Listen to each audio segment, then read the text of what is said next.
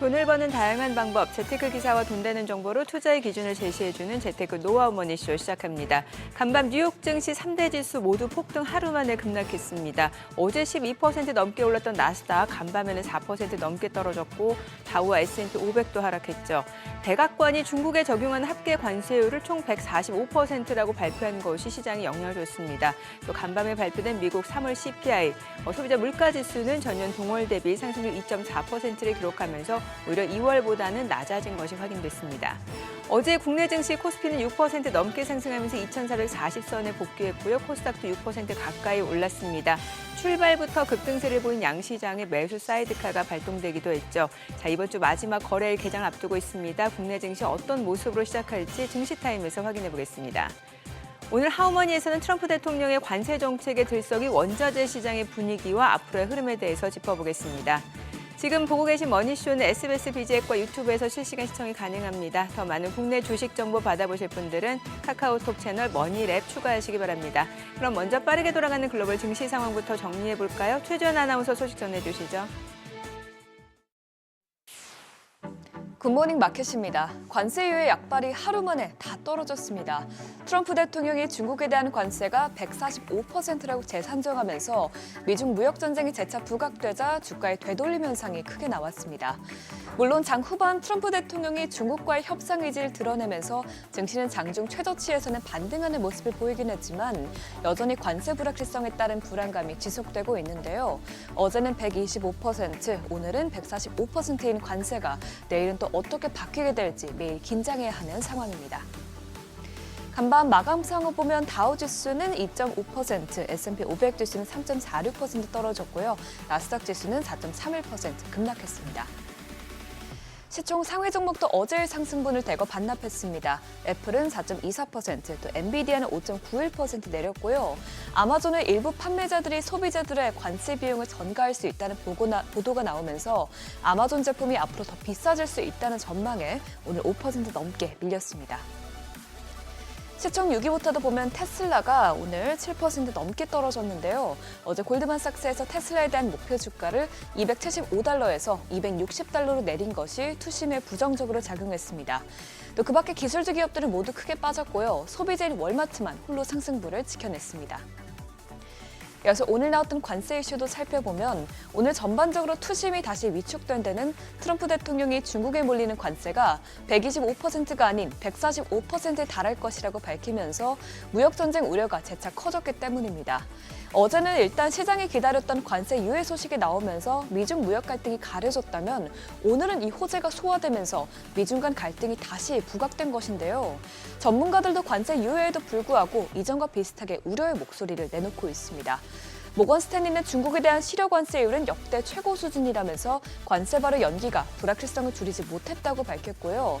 노스웨스턴 뮤추얼 웰스 매니지먼트도 전체 관세는 여전히 높은 수준이며 향후 90일 동안 이러한 상황이 지속될 가능성이 높다면서 이러한 상황으로 인해서 스태그플레이션이든 경기 침체든 경제 및 시장 위험은 여전히 높다고 말했습니다.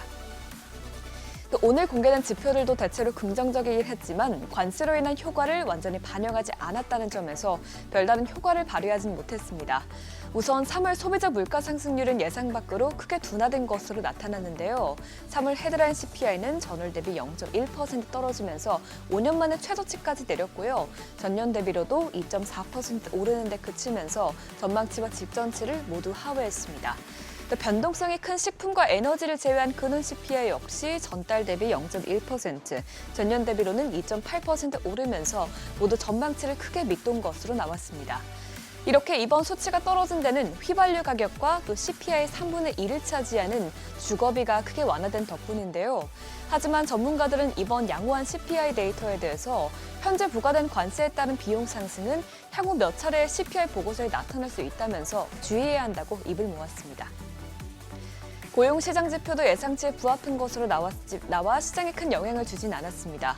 지난주 신규 실업수당 청구 건수는 전주 대비 4,000건 늘어나면서 22만 3천 건을 기록했고요. 또 계속 실업수당 청구 건수도 185만 건으로 나오면서 전주 대비 4만 3천 건 감소했습니다. 현재 정부 효율부의 대규모 감원이 진행되고 있음에도 불구하고 아직까지는 노동시장에 큰 타격은 없는 것으로 보입니다. 국채 수익률은 혼조세를 보였습니다. 일시적으로 국가별 상호관세가 유예됐지만 중국과의 무역 전쟁이 거세지고 있다는 점에서 투자자들 다시 침체 가능성을 우려하고 또 간밤 예상외로 CPI가 깜짝 개선세를 보이면서 단기물 위주로 크게 하락하는 모습이 나타났는데요. 간밤 2년물 국채 수익률은 0.08%포인트 떨어진 가운데 10년물 국채 수익률은 소폭 올랐습니다. 또 이런 가운데 30년물 국채 수익률은 상승세를 보이긴 했지만 그래도 오늘 30년물 국채 경매가 견조한 수요를 보인 것으로 나타났습니다. 어제 급등했던 국제유가는 다시 큰 폭으로 내렸습니다. 미중 무역전쟁 격화로 원유 수요가 줄어들 수 있다는 입장이 힘을 얻은 탓인데 WTI와 브렌트유는 간밤 각각 3.66%, 2.93% 떨어졌습니다. 이런 가운데 오늘 달러화는 크게 약세를 보였습니다. 트럼프 대통령의 관세 불확실성이 지속된 데다가 소비자 물가지수가 5년 만에 낮은 수준을 기록한 것이 영향을 끼쳤는데요. 이에 따라서 달러 인덱스는 100선까지 떨어졌습니다. 또 이렇게 달러가 약세를 보이면서 유로화는 1년 9개월 만에 최고치를 기록했고요. 달러엔 환율도 145엔까지 내렸습니다. 굿모닝 마켓이었습니다.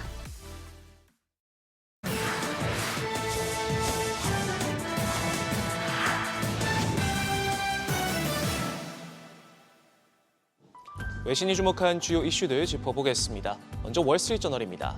상호관세에서 미국이 막대한 적자를 내고 있다는 점만 부각시키고 엄청난 흑자를 내는 서비스 교육은 일부러 제외했다 짚었는데요. 미국이 외국에 파는 것보다 더 많이 사들이는 건 맞지만 서비스 부문에선 그 반대라고 지적했습니다. 지난해 미국의 상품 부문 무역 적자는 사상 최대를 기록했는데 동시에 서비스업 무역 흑자는 2,950억 달러로 폭증했습니다. 빅테크를 비롯해 월가 금융자문 등에 이르기까지 전 세계 서비스 시장은 미국 기업들이 대부분 장악하고 있는데 트럼프 대통령은 의도적으로 눈을 가리고 있지만 미국과 무역 전쟁을 치르는 나라들은 서비스 수출에 주목하면서 돌파구 카드로 활용하는 방안을 모색하고 있습니다. 이런 가운데 중국 기업들은 트럼프 관세 위협에 맞설 국가대표팀을 꾸렸습니다. 파이낸셜 타임즈의 보도인데요. 중국 국부펀드인 중앙후이지는 이례적으로 성명을 내고 스스로를 이 국가팀의 일원이라고 선언하며 자사주 보유 비중을 늘리겠다 약속했습니다. 또 스스로를 안정화 자금으로 규정하기도 했는데요. 국유 자산 운용사인 총통홀딩스와 리폼홀딩스도 각각 1,000억 위안, 800억 위안 규모의 주식 투자 계획을 밝혔고요. 국영 석유기업 시노펙, 차이나모바일, 마오타이 등 중국 상장 대기업 100여 곳도 자사주 매입을 약속하며 증시 떠받치기에 나섰습니다. 노무라는 이번 미중 관세 전쟁의 첫 전장이 금융시장, 그중에서도 특히 주식시장이 될 것이다 봤고요. UBS 역시 이번 조치는 정교하게 조직된 공동 대응이라며 단순히 자금 규모뿐만 아니라 이 타이밍과 명확한 의지 표명이 주식시장 하나는 방어할 것이라는 기대감을 조성했다 평가했습니다. 로이터 통신은 트럼프 대통령의 관세 뒤집기에 달러에 대한 신뢰가 훼손됐다는 프랑스 중앙은행 총재 발언에 주목했습니다. 프랑스와 빌르루아 드갈로 총재는 최근 몇 주간 일어난 일은 미국 통화에 대한 신뢰에 반한 결과를 가져왔다 지적했는데요. 상호관세 유예 발표에 대해 경제적 합리성과 약간의 현실주의로 돌아가는 출발점이다 평가하면서도 예측할 수 없는 불확실성이 미국 내 신뢰와 성장에 부정적 영향을 줬다 쓴소리를 남겼습니다. 골드만삭스 역시 경기 침체 공포와 무역 전쟁의 불확실성, 미국 기관의 안전성에 대한 우려로 미국 자산과 달러가 타격을 받았다 짚었는데요. 달러화 약세가 계속되면서 유로화 가치는 1년 9개월 만에 최고치로 뛰기도 했습니다. 트럼프 대통령의 변덕스러운 행보가 본능에 충실했기 때문이란 분석도 나왔습니다. 뉴욕타임즈는 고위 참모진조차도 상호관세 유예가 발표될 것이란 걸 알지 못했다 전했는데요. 스콧 베센트 재무장관은 처음부터 대통령의 전략이었다며 국채시장 급락과는 관련이 없다 주장했지만 신문은 트럼프 대통령이 오히려 자신의 결정에 대해 국채시장을 봤다고 말해 이런 뒷수습을 무색하게 했다 지적했습니다.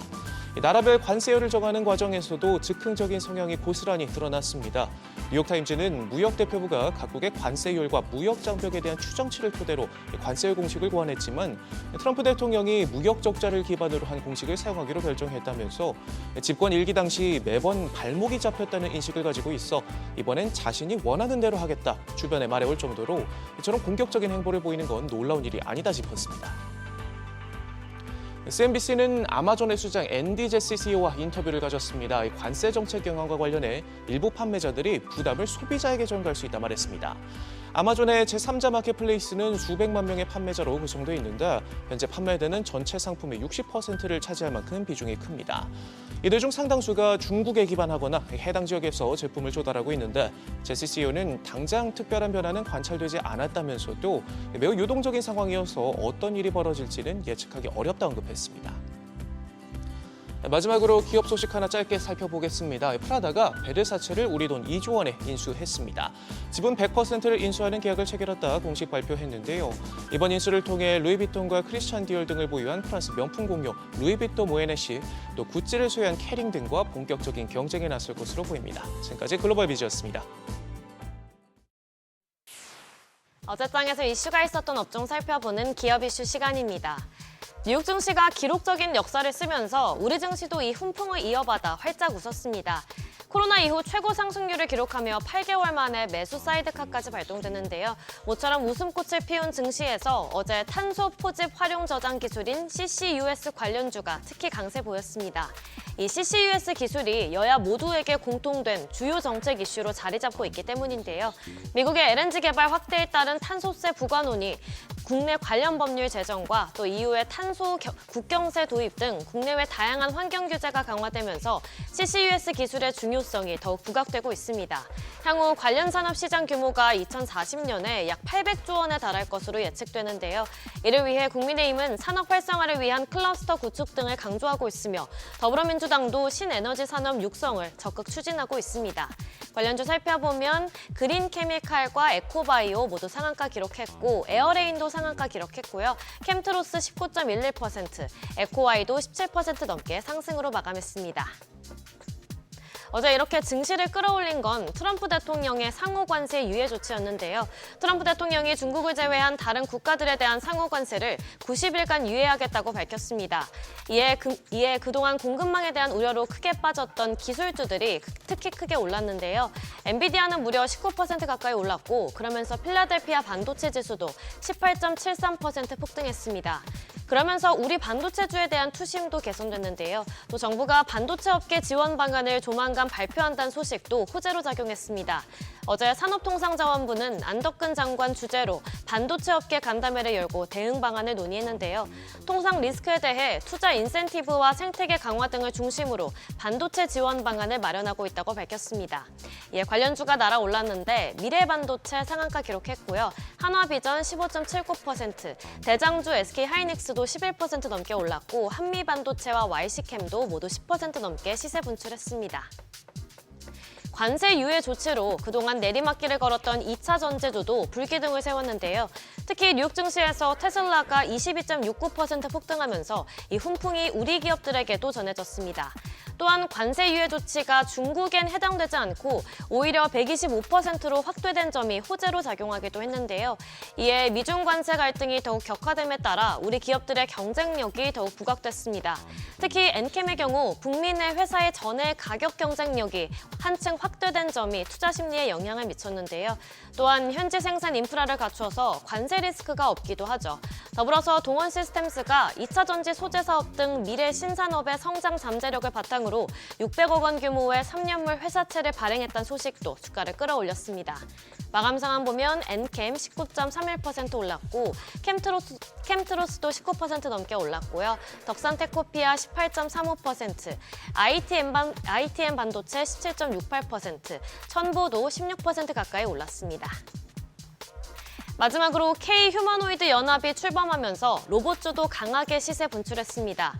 휴머노이드 개발을 위한 글로벌 빅테크들의 경쟁이 치열해지면서 정부가 2030년 글로벌 최강국을 목표로 40여 개 산학연이 참여하는 협력체를 출범했는데요. 저출생과 고령화로 인한 노동력 부족 문제를 해결하기 위한 대안으로 휴머노이드 로봇이 부각되는 데다 우리 제조업의 미래 경쟁력과도 직결되어서 정부 차원에서 K-휴머노이드 연합을 출범시킨 것으로 관측됩니다. 연합은 우선 1차적으로 2028년까지 로봇 공용 AI 모델 개발을 목표로 하고 있으며 또한 또한 올해 2천억 원에 달하는 산업통상자원부의 예산을 통해 휴머노이드 로봇을 비롯해서 휴머노이드용 반도체와 배터리 등을 제작할 예정입니다.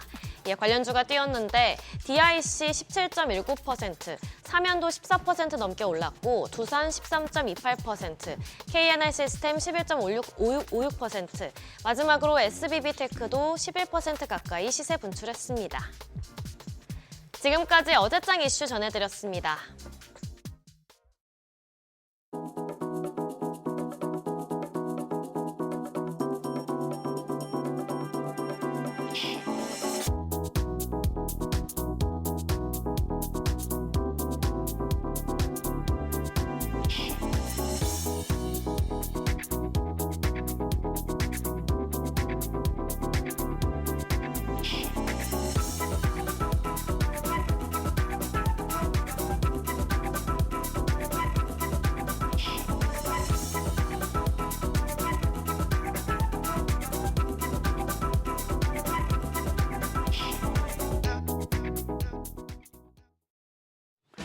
어제 국내 증시는 미국의 상호 관세 유예 소식에 환호했습니다. 코스피가 6.6% 역대 최대 상승폭을 기록했습니다. 최고의 날이었죠. 그런데 불확실성이 커서 안심하긴 이릅니다. 미중 무역 전쟁 우려에 간밤 뉴욕 증시 또 급락했기 때문에 오늘 국내 증시도 영향을 받겠습니다. 최고의 날, 그 다음은 어떤 날이 될까요? 어제장 복귀하면서 오늘장 투자 포인트 확인하시죠. 코스피가 6.6% 올라 2,445포인트, 코스닥도 6% 가까이 올라서 681포인트였습니다. 트럼프 대통령이 관세 유예를 발표하자 양시장 장중에 매수 사이드카가 발동될 정도로 엄청난 상승세를 시현했습니다. 모두 종가 고점에서 마무리가 됐고 양시장 합쳐서 하락 종목은 단 150여 개의 종목에 불과한 전방위적인 강세장이었습니다. 시장에 큰 압박을 줬던 환율이 크게 떨어졌습니다. 어제 정규장 마감 시간 달러 기준 27원 70전 떨어져서 1,456원 40전에 거래를 마쳤습니다. 환율이 정말 어지러울 정도로 뛰었다 내렸다를 반복하고 있는데요. 야간 거래에서도 높은 변동성을 나타냈습니다. 미국의 소비자 물가지수가 전망치를 밑돌면서 1,440원대까지 밀렸다가 미국의 대중관세가 최소 145%라는 백악관 설명에 다시 상승하면서 야간 거래에서는 1,455원에 거래를 마쳤습니다. 그리고 새벽 6시 기준 역외환율도 1,453원대로 오늘 외환시장 1,450원 초중반대에서 출발할 가능성이 높겠습니다. 최근 출렁임이 심한 환율 분위기 계속해서 유의하셔야겠습니다. 어제 수급적으로는 굉장히 우호적인 흐름이 만들어졌습니다. 폭풍 매도 폭탄을 던졌던 외국인이 10거래일 만에 돌아왔습니다. 어제 유가증권 시장에서는 메이저 수급 주체의 쌍끌이 매수세가 나타났는데요. 외국인 현물 시장에서 3,300억 원 가까이 순매수했고 선물 시장에서도 매수 우위를 기록했습니다.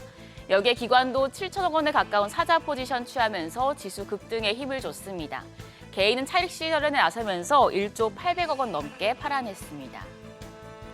코스닥 시장에서도 외국인과 기관 모두 매수 우위를 기록했습니다. 외국인이 1,100억 원 가까이 순매수했고 기관 2천억 원 넘는 사자세를 나타냈습니다. 여기서도 개인만 홀로 3천억 원 가까운 팔자 포지션 취했습니다. 시가총액 상위 종목 분위기가 이렇게 다를 수 있는 걸까요? 전 거래일에는 울더니 어제는 또 활짝 웃었습니다. 10위권 전 종목 모두 강한 상승부를 켰는데요. 특히 삼성전자가 6.4%, SK하이닉스가 11%, 그리고 LG에너지솔루션 11.3% 급등했습니다. 더불어서 한화에어로스페이스와 KB금융도 7% 넘는 상승세 시현했습니다. 코스닥 시장에서도 HLB를 제외하고 나머지 종목들 일제히 급등했습니다. 어제 2차 전지 쪽 반등세가 컸는데 에코프로 형제가 나란히 9% 넘게 올랐고요. 알테오젠과 삼천당제약, 파마리서치, 리가캠바이오까지 바이오 대표주들도 모두 크게 올랐고 미용기기 섹터인 클래시스가 11.6% 강세 기록했습니다. 앞서 말씀드렸지만 외국인이 국내 증시에 무려 10거래일 만에 돌아왔습니다. 외국인이 오랜만에 돌아온 날 포트폴리오에 어떤 종목을 담았는지 관심이 모아졌는데요. 어제 외국인이 순매수했던 종목, 그리고 최근 급락장에서도 외국인이 순매수했던 종목을 모두 정리했습니다. 우선 전 거래일 외국인이 가장 많이 순매수한 종목은 한화에어로스페이스였습니다. 트럼프 미국 대통령이 동맹국들에 대한 전방위적인 방위비 압박에 가하는 데 따라서 방산 쪽이 부각됐는데요. 현대 로템과 한국항공우주 등에서도 강한 순매수세가 나타났습니다. 그리고 2위는 조선주 HD현대중공업이었습니다. 트럼프 미국 대통령이 조선업 재건을 위해 가까운 다른 나라로부터 선박을 구매할 수 있다고 말한 만큼 조선 쪽은 오늘도 주목받을 수 있으니 체크하시길 바랍니다. 그 밖에 4위에 HD현대일렉트릭이 자리했는데요. 지난 3월 28일부터 4월 9일 사이에 외국인들 산일전기, 한국전력, 일진전기 등 전선 전력기기 관련주들 순매수했었죠. 이쪽 섹터에 대한 모멘텀도 여전히 살아있다는 분석이 나오는 만큼 오늘 시장 상황이 어떻게 움직이든 간에 외국인이 러브콜을 보낸 방산과 조선, 더불어서 전력, 전선까지도 한 번씩 체크해 주시면 좋겠습니다. 오늘 일정입니다. 우리나라 4월 10일까지의 수출입 동향이 발표됩니다. 상호 관세가 유예됐지만 관세율 발표가 나온 다음인 만큼 어떤 흐름 보였는지 확인해 보셔야겠고요. 밤에 나오는 미국의 3월 PPI와 4월 미시간대 소비자 심리지수까지도 기다려보시죠. 한편 어제 시간외 거래에서는 창투사 쪽이 강한 모습을 보였습니다. 민주당 정책 조직인 미래경제성장전략위원회가 대선 공약으로 K방산과 스마트팩토리 등 7개 분야에 투입할 국가주도 펀드 조성을 검토 중이란 소식에 영향을 받았는데요. 오늘장에서도 강한 흐름 이어질지 지켜보시죠. 그럼 넥스트레이드 프리마켓 상황 확인하겠습니다. 간밤 뉴욕 증시 급락했기 때문에 우리 시장도 영향을 받을 것으로 보입니다. 지금 프리마켓에서 시가총액 상위 종목들 모두 약세 보여주고 있는데요. 삼성전자가 2% 가까운 약세 보여주면서 55,300원에 거래되고 있고요. SK하이닉스도 3.2% 조정받고 있습니다. 거래가는 177,300원입니다. LG에너지솔루션 어제 11% 넘게 급등했었는데 오늘은 3% 하락합니다. 거래가 339,000원. 그 밖에 삼성 바이오로직스가 1%대 약세 보여주고 있고요. 현대차도 2%대 내림세입니다. 거래가는 183,200원으로 집계되고 있습니다. 이어서 코스닥 시총 5위 종목도 확인하시죠. 알테오젠이 1.5% 약세입니다. 361,000원. 에코프로비엠과 에코프로 모두 약세 보여주고 있습니다. 에코프로비엠이 2.7% 하락하며 107,700원. 에코프로가 2.86% 약세로 거래가 59,900원으로 집계됩니다. 더불어서 HLB가 2.09% 하락하며 51,500원. 레인보우 로보틱스까지도 2% 가까운 내림세 보여주고 있습니다. 2.1% 내리면서 현재 거래가 253,500원으로 집계됩니다. 여기까지 프리마켓 점검했습니다. 시장이 급락과 급등을 반복하고 있습니다. 어제는 코스피 최고의 날이었지만 오늘은 뉴욕 증시 급락에 또 어두운 분위기가 나타날 수 있겠는데요. 급변하는 시장에 너무 흔들리지 마시고 주간에 따라서 소신 있는 투자하시길 바랍니다. 지금까지 어제장 오늘장이었습니다.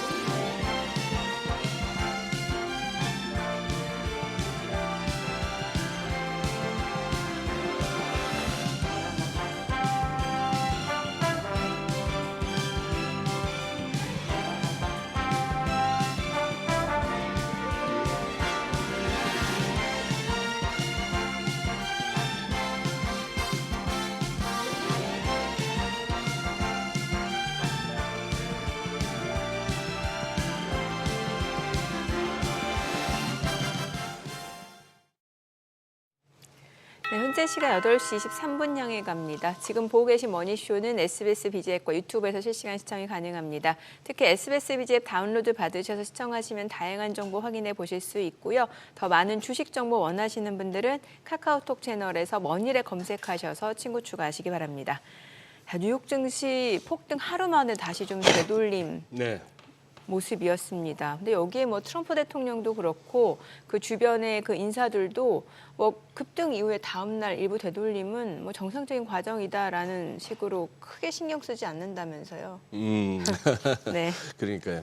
뭐 그저 보통 이렇게 폭락 이후에는 또 어느 정도 반등, 그렇죠. 또 폭등 이후에는 예. 어느 정도 또 반락, 이게 예. 또 시장의 속성이긴 하니까. 그런데 이제 문제는 이게 금리도 그렇고 주식도 그렇고 여기 변동성이 갈수록 조금 이제 잦아들어져 줘야 되는데 그렇지 않잖아요, 지금. 예. 그 이제 좀 그럴 때도 되긴 됐는데 네. 결국은 우리가 뭐 흔히 하는 말로 채권 작용단 뭐 이런 식으로 네. 비질런트라는 영어 표현으로 해서 작용단 합니다만 이게 결국 작동하는 것 같아요. 지금 트럼프 대통령도 주식도 주식이지만 장기물 국채 수익률이 오르는 게 특히 장기물이 많이 올라가니까. 많이 올라가니까 이게 지금 이제 하는 거죠. 또 월가는 월가대로 소위 말하는 뭐 구체적인 그거는 참 어렵겠지만 베이시스 트레이드라 해서 자꾸 이렇게 네, 네. 가지고 국채를 가지고 또 담보로 해서 또 돈 빌려서 또 국채 사고 했던 이쪽에서 지금 이제 문제가 생겼잖아요. 이런 네. 식으로 국채 가격이 떨어지기 시작하면은 일단 정리해야 되는 그 과정이 아직은 조금 막바지 단계라서 금리 상승이 아직은 좀 더 여력이 있는 그런 국면이고 뭐 네. 달러 약하고 하니까 근데 이게 지금 중국이 칼자루를 잡고 있는지 미국이 칼자루를 잡고 있는지 그죠? 아니 트럼프 대통령이 뭐 이번에 펜타닐까지 거론하면서 145% 얘기한 거 보면은 지금 미국이 좀 급한가 봐요. 125가 아니고 거기 펜타닐 빠졌더라. 20%에서 145%. 그러니까 예. 오히려 중국이 좀 여유로운 모습이고 이거 진짜 음. 어떤 식으로 돌아갈지를 예측하기 쉽지가 않은 것 같아요. 그래요. 진짜 시장이 어떻게 될까요 하는 것보다도 지금은 미중 간의 네. 이 관세 전쟁을 조금 더 우리가 그렇죠. 정리하고 진단해봐야 될 것 같습니다. 네, 오늘 네. 중국 전문가 이철 박사님 함께합니다. 어서 오세요. 어서 오세요, 박사님. 안녕하세요. 예, 저희 프로그램에서도 이렇게 한번 뵙게 되네요. 예, 감사합니다. 예, 진짜 이 박사님 저 그거 한 게 오늘 박사님 모시고 이제 들어보고 싶은 게 이 중국 관련해서 너무 예를 들어서 저희가 모시는 전문가분들의 네. 어떤 그 경향성이 있습니다. 예. 중국을 갖다가 좀 이렇게 중국의 잠재력 내지는 어떤 가능성을 높게 보는 분하고 네. 중국은 지금 굉장히 위험한 상태다라고 이렇게 극단적으로 또 경제적으로나 어떤 통치 체계적으로나 뭐 이런 식으로 하고 심지어 중국의 어떤 대만 침공 뭐 관련해서 박사님도 저서도 쓰셨습니다만 네. 결국 중국이 대만을 칠 거다. 네. 그렇게는 안 될 거다 해서 너무 많은 얘기가 오가가지고 네. 오늘 이제 박사님 모시고 한번 들어보겠는데 네. 지금 이 관세 저희 방금 나눈 질문입니다. 네. 누가 지금 좀 더 여유로울까요? 어느 쪽이? 지금 보면 틀림없이 네. 미국이 압박을 가하는 쪽이고 네. 중국이 압박을 받는 쪽인 것만은 예, 틀림이 그렇습니다. 없습니다만 네. 다만 우리가 하나 고려해야 되는 거는 중국은 이런 상황을 이미 수년 전부터 예상하고 준비해온 나라고 예. 미국은 과연 지금 이 상황을 충분히 준비하고 진행하고 있는가라는 쪽은 좀 의문이 들죠. 아 그래요. 네. 아하. 예. 그래서 조금 꺼냈을 수 있는 카드가 더 많은 쪽은 그러면 중국인 거예요?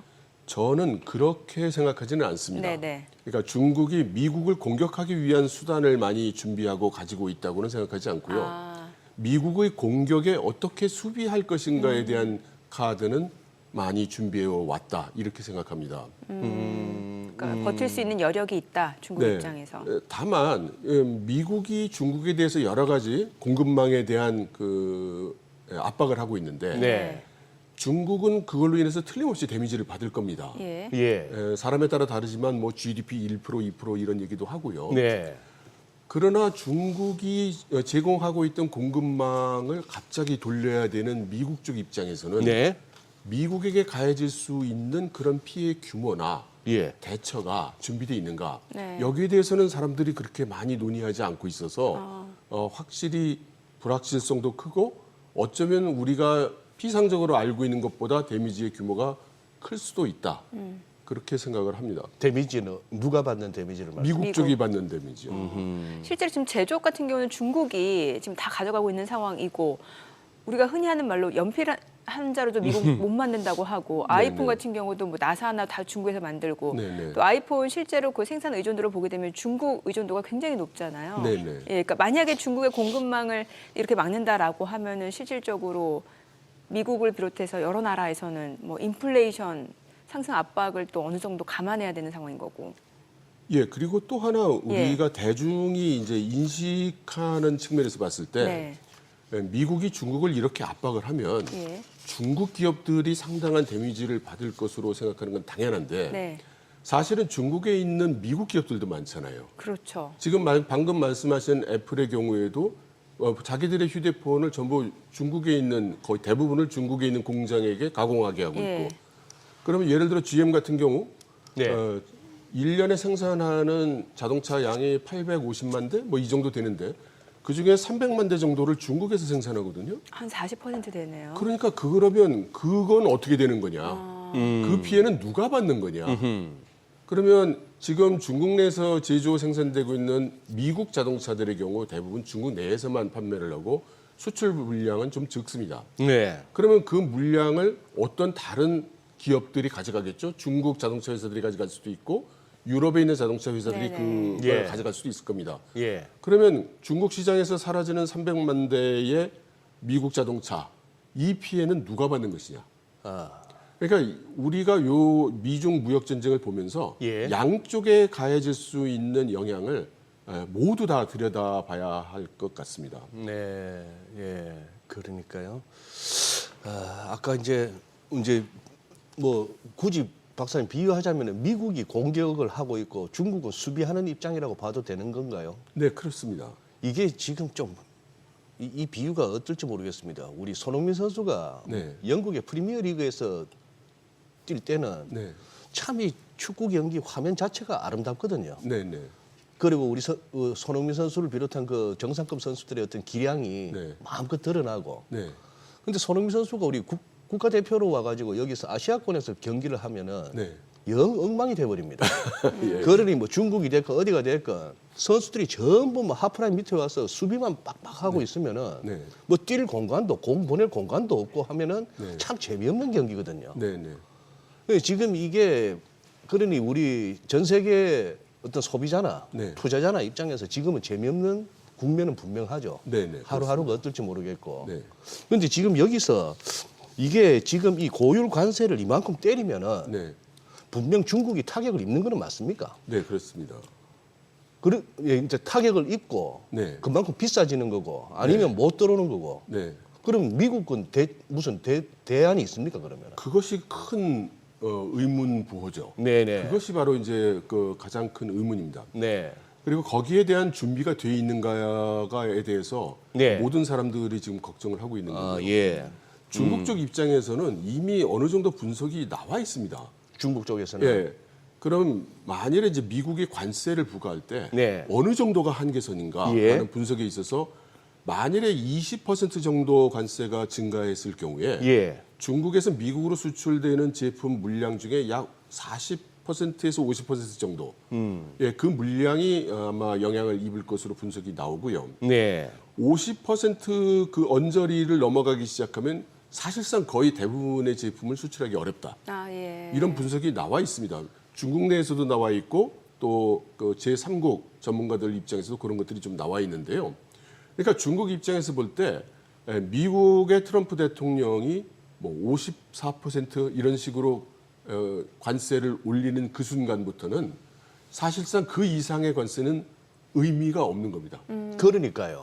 120%나 140%, 125%나 145%나. 그렇죠. 중국 입장에서는 뭐 최악의 상황에 온 거고요. 다만 이제 그러면 아까 말씀드린 대로 그러면 중국에서 제조하고 있는 중국이 아닌 제3 국가들, 우리나라를 포함해서요. 그 사람들의 피해는 어떻게 되는 것이며 그러면 갑자기 그 물량 수입선을 제3국으로 돌리려고 했을 때 그게 과연 가능한 것이냐. 큰 혼란이 올 것이기 때문에 글로벌 수준으로 공급망의 비용이 올라가고 비효율성이 증가하는 것은 틀림없겠죠. 그리고 왜 트럼프 대통령이 이제 미국 내 그 제조업 경기를 부흥시키기 위해서 이 관세 정책을 피는 거다라는 얘기도 나왔잖아요. 근데 실제로 그렇다고 중국에 있는 뭐 공장이라든지 네. 그 삼국에 있는 공장을 다 이제 리쇼어링이라고 해서 미국으로 네. 옮긴다고 하더라도 사실 미국 같은 경우 인건비 자체가 비싸기 때문에 네, 이것도 네. 사실은 말이 안 되는 얘기다라고 많은 분들이 분석을 하고 그래서 결국에 이제 미국이 원하는 거는 중국과 AI 패권 전쟁, 네. 그러니까 제조업이 아니라 그건 표면적인 거고 네. AI 패권 전쟁에서 확실하게 우위를 다지기 위해서 이런 관세 정책을 쓰는 거다 이런 얘기들을 많이 또 하시더라고요. 그런데 사실 저는 그 의견에는 동의하지 않습니다. 아, 그래요. AI 경쟁은 틀림없이 미중 간의 첨예한 경쟁이 일어나고 예. 있는 분야에는 네. 틀림이 없습니다만 네. 그것이 현재 실물 경제와 밀접히 연결돼 있는가라는 데 있어서는 좀 생각이 다르죠. 예. 아직 현물 시장으로 올 때까지는 시간이 더 소요될 것이다. 예. 이렇게 보고요.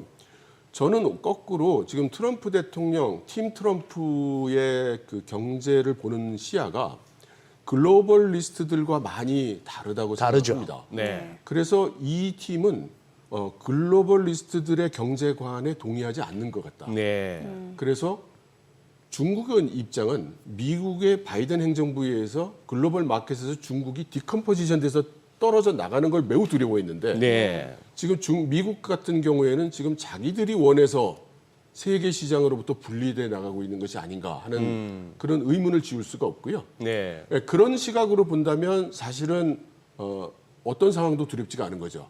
미국 내 수요는 이미 존재를 하고 네. 그것을 바깥에서 수입해오는 다시 말해서 타국 입장에서 수출하는 예. 물량이 줄어든다면 누군가가 미국 내에서 그것을 만들 것이니까 그것이 외국 회사든 미국 회사든 네. 그렇다면 미국 내 생산과 공급망이 충실해지는 것이고 그리고 고용이 늘어나는 것이고 세수가 늘어나는 것일 수 있는 거죠. 네. 지금 이철 박사님께서 어떻게 보면은 다소 이제 개장을 앞둔 경제 프로그램, 주식 프로그램에서 좀 한가해 보일 수도 있고 그렇게 시급하지 않은 이슈를 갖다가 지금 언급을 하셨는데 예, 예. 지금 중요한 얘기를 하셨거든요. 네. 글로벌 트럼프 대통령 자체와 트럼프 대통령의 참모들 이른바 트럼프 팀이 그동안 전후 세계를 주도해왔던 글로벌리스트들의 세계화, 뭐 자유무역, 뭐 이런 식의 어떤 패러다임 여기에 대해서 이제 완전히 거꾸로 가자 이걸 뒤집자는 말 이제 그런 기치로 온 거 아니겠습니까? 네, 네. 그게 어떻게 보면 선거전에서도 미국 유권자들의 마음을 얻기도 예. 하고 그런데 네. 제 얘기는 그래서 어떻게 보면은 진짜 저희들이 배운 경제학도 다 마찬가지입니다. 네. 리카르도의 뭐 비교 우위고 어떠고 그래서 사실 따져 보면은 중국에다가 맡기는 게 싸죠. 네, 네. 그렇죠. 근데 이걸 갖다 뒤집고 미국으로 다 와서 네. 미국에서 생산하고 미국에서 다 자급자족할 정도까지 가자 하는 네. 이 아이디어가 네. 결국 실현 가능하겠는가 하는 본질적인 의문입니다. 그렇습니다. 그것은 대부분의 사람들 입장에서는 도저히 이해하기 어려운 네. 예, 그런 비합리적인 생각이라고 할 수 있죠. 예. 그러니까 이게 지금 트럼프 대통령이 무슨 뭐 주구장창 뭐 몇 년 더 하는 것도 아니고 네. 당장 내년에 중간 선거에서조차 이렇게 네. 공화당이 표를 잃어버리면은 네. 정책에 이제 힘이 쭉 빠질 텐데 네. 이게 이제 지금 그렇다면 이건 무슨 말인가 하면은 기업들도 지금 여기서 강하게 드라이브를 건다고 트럼프 대통령의 원하는 대로 다 했다가는 또 이거 험불 펼 수가 있는 거 아닙니까? 저는 아주 훌륭한 포인트를 지적하셨다고 생각합니다. 예, 그래요. 예. 네. 트럼프 대통령이 이 정책을 계속할 수 있는가 여부는 예. 지적하신 대로 중간 선거 타이밍 정도가 될 것인데 네. 중국같이 그 텀이 긴, 예. 호흡이 긴 나라 입장에서는 예. 1, 2년 정도는 뭐 충분히 글쎄. 기다려줄 수 있는 상황인 것이고요. 그냥 가도 올리고 그냥 맞아줄 것 같은데요. 예, 예, 그렇습니다. 네. 더군다나 준비해 왔으니까요. 네, 네, 예. 네. 그래서 중국은 지금 중국 공산당의 정책적 입장은 뭐냐면 네. 트럼프라는 사람, 트럼프 행정부의 의사결정이나 그 행동 패턴이 예. 아주 예측이 불가능하고 예. 어떻게 보면 좀 임의적으로 하는 경향이 있기 때문에 중국 공산당은 기본 전략에 충실히 고착하면서 예. 다만 트럼프 대통령의 여러 가지 그 던지는 공격에 대해서는 매우 탄력적으로 대응하겠다라는 것이 그 중국 공산당의 대응 전략입니다. 어허. 그러면 중국 공산당은 이미 지금 예. 거의 8년에 가까운 시간 동안 준비해 왔기 때문에 1, 2년 정도 기다리고 버티는 것은 사실 크게 걱정하지 않을 수 있는 거죠. 그럼 시간적인 여유로만 놓고 봤을 때는 트럼프가 약간 더 그럴 수는 있겠네요. 압박을 더 수 있는 상황인 거잖아요. 저는 그렇게 생각합니다. 예. 그럼 이 협상에 있어서 누가 더 주도권을 가지고 있는 거예요? 저는 당분간 협상이라는 것은 없을 것이라고 생각합니다. 당분 협상은 없다. 아, 중국에서 먼저 이렇게 접근하는 식의 협상요? 물론 그 뒤백 채널로의 그런 그 커뮤니케이션은 있겠지만 예. 지금 트럼프 대통령은 본인 말로는 협상이라고 얘기를 하지만 상대방 입장에서 보면 그건 굴복하라는 얘기지. 그렇죠. 약간 뭐 그 협상은 아니거든요. 총구를 머리에 겨누고 네. 협상을 하자라는 느낌이거든요. 사실. 아 그렇죠. 예. 그러니까 그럼 중국 입장에서는 싫죠. 말 안 들으면 패겠다고 주먹을 이렇게 높이 치켜든 그런 형국인데 뭐 난 그거 하나도 안 두려워 이런 입장이 든다면 이 사람이 그 맞서 싸워서 주먹을 휘두르진 않는다 하더라도 지금 그 트럼프 대통령의 생각처럼 돌아갈 리는 없는 거죠. 그래요. 그렇다면 시장 일각에서 우려하고 있는 당장 중국에서 그래 하면서 약간 보복성으로 그러면 우리 미국채 좀 던지지 뭐 위안화 평가절하 하지 이런 식의 어떤 정책 대응도 당분간은 나오기 힘들다고 보시는 안 나올 수도 있다 보십니까? 물론 예. 어느 정도는 할 수 있습니다. 네. 예를 들어 위안화 절상 절하 이런 문제를 보면 예. 위안화가 비싸지면 예. 중국 입장에서는 외채 관리가 어려워지는 것이고 또 위안화가- 투자 관리가 어려워지는 위안화가 것이고요. 비싸지면 예. 죄송합니다. 위안화가 너무 가치가 떨어지면. 네, 가치가 떨어지면. 네. 반면에 이제 수출에서는 유리한 예, 상황이 오는 예. 거죠. 그런데 지금 상황이 가격이 좀 좋아진다고 해서 수출이 유리해지는 상황이냐? 그렇게는 안 보이지 않습니까? 지금 관세는 뭐 100%, 140% 이런 얘기를 하고 있는 마당에 거기서 뭐, 그렇죠. 얼마를 절하해야 될 네, 것이냐. 네, 네. 그거는 말이 안 되는 네, 거고. 네. 네. 그래서 그런 식의 공격적 대응은 하지 않을 것이고요. 예. 예, 자국 경제 내수 진작 체계에 전념할 걸로 생각합니다. 내수에 집중하는. 네. 예. 그것은 이미 10여 년 전부터 그 수립이 된 중국 경제 전략이고, 네. 다만 그것이 이제 팬데믹이 오면서 팬데믹 상황에서 약간 중지돼 있었던 상태였을 뿐인데, 예. 이제 거국적인 힘을 모아서 내수 위주의 체계로 개편해 갈 겁니다. 근데 지금 박사님 보시기에는 지금 중국 경기 상황이 어느 정도입니까? 지금 이렇게 미국하고 이렇게 투격할 만한 어떤 체력이 되나요? 아니면 일부 영상들 올라오는 거 보면은 곧 망할 것처럼 이렇게 얘기하시는 분들도 계셔가지고. 네, 지금 그 중국 경제가 예. 상당히 나쁜 것은 틀림없는 사실입니다. 네. 그런데 많은 분들이 지적을 하시잖아요. 중국은 뭐 국가 주도 예, 체제고 국영 기업이 어떻고 국진 민태가 어떻고 이렇게 얘기하지 않습니까? 네. 역설적으로 얘기하면 경제가 어려운 상황에서는 그런 체제가 버텨내는 데는 조금 유리하다고도 할 수 있습니다. 그래서 국가 기관 산업, 특히 그 산업 가치 사슬망의 업스트림 쪽에 있는 산업은 잘 버텨내고 있는 것으로 보이고요. 네. 다만 이제 그 민간 경제 위주의 예. 소비재 위주의 그런 산업 분야에 있어서는 좀 상당한 데미지가 있어 보입니다. 예. 지금 그러면 예를 들어서 이제 미국의 중국 고립 정책 이런 얘기고 자꾸 뭐 브릭스 내지는 브릭스 플러스로 해서 세력 넓히지 말고 뭐 이렇게 중국 쪽으로 가지 말고 우리 쪽으로 와라라고도 해석할 수 있는 정책인데 트럼프 이후에 그러면 중국하고 제일 가깝다기보다도 밀접한 호주산 뭐 많이 갖다 쓰지 않습니까 중국이? 네, 네. 그런데 또 호주는 미국의 이렇게 전반적인 글로벌 어떤 계획에 있어서 큰 그림에 있어서 빠뜨릴 수 없는 또 호주는 그거더라고요. 늘 선을 쳐도 호주는 늘 들어간단 말입니다. 미국 네, 쪽으로. 네. 요즘 들어서 우리나라가 아슬아슬하답니다. 뭐 해치슨 라인처럼 네. 미국이 한반도를 버릴 수도 있는데만 이런 소리 무서운 소리도 막 유튜브에 돌아다니는데 네. 지금 요 부분 그렇다면 호주 같은 경우는 자기들이 경제적으로 살려면 중국하고 끊을 수는 없고 네. 또 미국 눈치는 안 볼 수는 없고 네. 대부분의 나라가 또 그런 것 같아요. 우리도 중국 산업, 중국 쪽의 비즈니스 빼버리면 또 힘들어지는 거 아닙니까? 네, 네. 여기서 지금 그러면 우리 같은 나라, 호주 같은 나라 네. 앞으로 어떻게 기업들이나 국가 측면에서 어떻게 이거 좀 헤쳐나가야 됩니까? 이거? 그 호주와 우리나라 상황은 네. 중국 시각에서 봤을 땐 아주 다른 경우라고 생각합니다. 다른 경우입니까? 호주가 지금 중국에게 공급하고 있는 그런 제품들은 거의 원자재들이죠. 철광이라든가 철광. 석탄이라든가 예, 이런 것들입니다. 예. 그래서 전략 물자에 속하죠. 예. 국가 경제 운영상 없으면 안 되는. 그러나 중국 입장에서 봤을 때 호주산 그 자원이 없으면 매우 힘들지만 큰일 나는 건 또 아닙니다. 어디선가 가져올 수는 있는 거니까요. 그렇죠. 그런데 정치적으로는 그 호주가 중국과 같이 하지 않는 것도 거의 틀림없는 사실입니다. 네. 그러면 호주가 중국에 앞으로는 그럼 우린 뭐 철강석 안 팔겠어? 이런 게 아니잖아요. 그렇죠. 네, 그 파는 겁니다. 그래서 중국 입장에서 봐서는 그 뭐 별로 데미지가 있는 일이 아니죠. 반면에 우리나라 같은 경우에는 우리나라가 중국에 제공하고 있는 제품 중에 예. 이게 없으면 중국이 큰일 날 것 같은 뼈 아픈 그런 게 많다. 그런 게 별로 없다는 거죠. 우리가 별로 없다. 아하. 아니, 중국 측에서 봤을 때. 중국 측에서 봤을 때. 예, 별로 없다는 겁니다. 어. 이미 상당 부분 대체가 되어 있고 네. 정말 아쉬운 부분은 이미 미국의 제재에 의해서 중국은 공급을 못 받고 있고 그래서 조금 상황은 다르다고 봅니다. 그럼 왜 중국에서 보면은 그 히토리와 같은 그 광물 자원, 이거 네. 히토리는 사실 중국이 절대적으로 많은 비중을 차지하고 있다 보니까 네, 네. 이것도 어떤 규제 카드로 꺼냈을 수 있는 네. 거잖아요. 여기에 네. 대해서는 어떻게 보세요? 그 히토류는 사실 그 자원 소재지도 중국이 많지만은 예.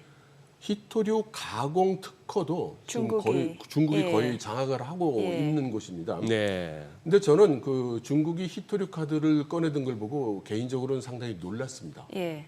왜냐하면 중국이 미국의 제재나 미국의 압박에 대해서 어떤 반발을 할 것은 예견되는 일이었는데 네. 히토류 이후에 다른 카드가 있는가가 저는 궁금했습니다. 아하. 그게 마지막에 숨겨둔 카드가 아니었을까라고 많은 분들이 생각을 했거든요. 그렇습니다. 예. 그래서 그것이 지금 벌써 나왔다는 네. 거는 예. 두 가지 가능성이 아마 있을 거라고 생각하는데 예. 하나는 우리가 짐작하지 못하고 있는 히든 카드를 중국이 아직 더 가지고 있는 모양이다. 그래서 히토리를 지금 빼내들어도 괜찮다. 네, 이런 생각을 예. 하나 할 수 있고요. 또 하나의 가능성은 그게 아니고 히토류가 거의 마지막 카드인데 지금 꺼내놨다면 중국 공산당이나 중국 정부 지도부의 입장에서 봤을 때 미중 관계는 이제 막판에 왔다고 판단했거나 이제 그 어느 쪽이 됐든 간에 상당히 놀라운 일이라고 저는 생각했습니다. 그러게요. 왜냐면은 저희가 또 방송을 통해서도 좀 다뤄봤습니다만 이제 많은 전문가분들이 히토류 카드는 그냥 정말 마지막에 숨겨둔 카드고 쓰지 않을 거다. 왜냐면 이거는 카드를 꺼내는 순간 미국하고 막말로 막가자는 거일 수도 있기 때문에. 근데 결국에 꺼내 들었다라는 거는 네. 이제 박사님 얘기 들어보면 정말 다른 숨겨놓은 카드가 있거나 그게 아니면은 정말 어떻게 보면 시진핑은 자연임을 위해서 그 미국과의 관계가 중요한 게 아닌 걸 수도 있는 거고. 네. 그러네요. 그럼 좀 저는 네. 그 중국에 있는 지인들 몇 사람에게 예. 요즘 분위기 어떤지 한번 개인적으로 통화를 해봤습니다. 네네. 근데 물론 그것이 이제 중국 전체의 여론을 대변한다고 할 수는 없겠습니다만 네. 중국 내부에서 보는 시선들이 대체로 이제 미국하고는 갈 때까지 간 상황으로 이렇게 보는 것 같습니다. 그래서 다음 단계는 아마 과거 냉전 시대의 미소 관계 비슷하게 되지 않을까 이렇게들 보는 것 같습니다. 뭔가 이 패권 전쟁이 지금 본격화되고 있다라고 봐야 되는 거네요. 중국 쪽에서는 특히 그렇게 생각하는 것 같습니다. 어떻게 보면 부부가 됐건 뭐 친구나 연인 사이가 됐건 어느 정도의 이렇게 좀 그거 하고 나서도 좀 시간이 지나고 나면 다시 서로 전화하거나 다시 풀릴 수 있는 그게 있는 반면에 왜 서로 정 떨어지는 경우 있지 않습니까? 근데 중국하고 미국은 부부나 친구나 연인이 아니었던 거예요. 원래부터. 네, 원래부터 아니었던 거예요. 지금 상황 보면 그런 것 같아요. 그런 것 같아요? 네, 부부 연인은 더더욱 아니고 친구인 척했지만 친구도 아니었던 것 같아요. 어떻게 보면은 닉슨이 이제 금은 없는데 자꾸 달러는 찍어냈고 그 달러 들고 와서 금 내놓으라 하니까 방법이 없어서 그냥 금찬 정지까지 하고 달러가 종이 쪼가리로 전락하면서부터 그때부터 막 날아간 게 만리장성 가서 막 누구였습니까? 등소평하고였나요? 네, 그렇죠. 그때 막 사진 찍고 그렇게 해서 미중이 열린 거 아니겠습니까? 네. 그러고 나서 중국 통해서 많이 그거 했고 그 대신 아닌 게 아니라 트럼프 대통령의 지적 맞다나 그 사이에 미국 사람들이 일자리 잃고 산업은 쫄딱 망했고 코로나 같은 상황이 오니까 뭘 갖다 쓸 수 없는 상황이 되고 이래서는 안 된다 해서 한번 완전히 대대적으로 개혁하겠다는 거고 그래서 메이크 아메리카 뭐 그레이트 어게인이고 무슨 뭐 웰스 어게인이고 뭐 그렇게 합니다만 이제 그거 갖고 이제 충돌은 나오는 거고 지금 여기서 관세 부분은 그렇다 치더라도 박사님 또 전에 박사님 쓴 책 제목만 아직 읽지는 못했습니다. 제목이 너무 무서워가지고 이미 야- 시작된 전쟁, 뭐 예, 공급망 전쟁 뭐 이런 것들 예. 있습니다. 아니 그리고 뭐 그런 말씀도 하셨나요, 박사님께서? 중국이 대만 치기 전에 북한이 먼저 움직일 수 있다고요? 네. 네. 아니 그러니 지금 이게 중동도 지금 약간 전운이 감돌고 있는데 네, 네. 지금 이 부분은 어떻습니까? 이러다가 서로 진짜 여기서 중국 대만 사이에 뭔가 아니면은 이쪽에도 뭔가 이렇게 군사적으로 뭔가 충돌이 날 수 있는 정도까지도 보십니까? 예, 저는 그렇게 생각하고 있습니다. 어유. 그러니까 제가 이해하는 한 네. 중국 공산당은 1999년 말에 네. 대만을 수복하겠다는 국가 전략을 당시 수립을 했고 네. 그때 중국의 실력으로는 그것이 가능하지 않았기 때문에 예. 그걸 가능하게 할 수 있는 장기 플랜을 만들어서 지속적으로 추진해 왔다고 저는 생각하고 있습니다.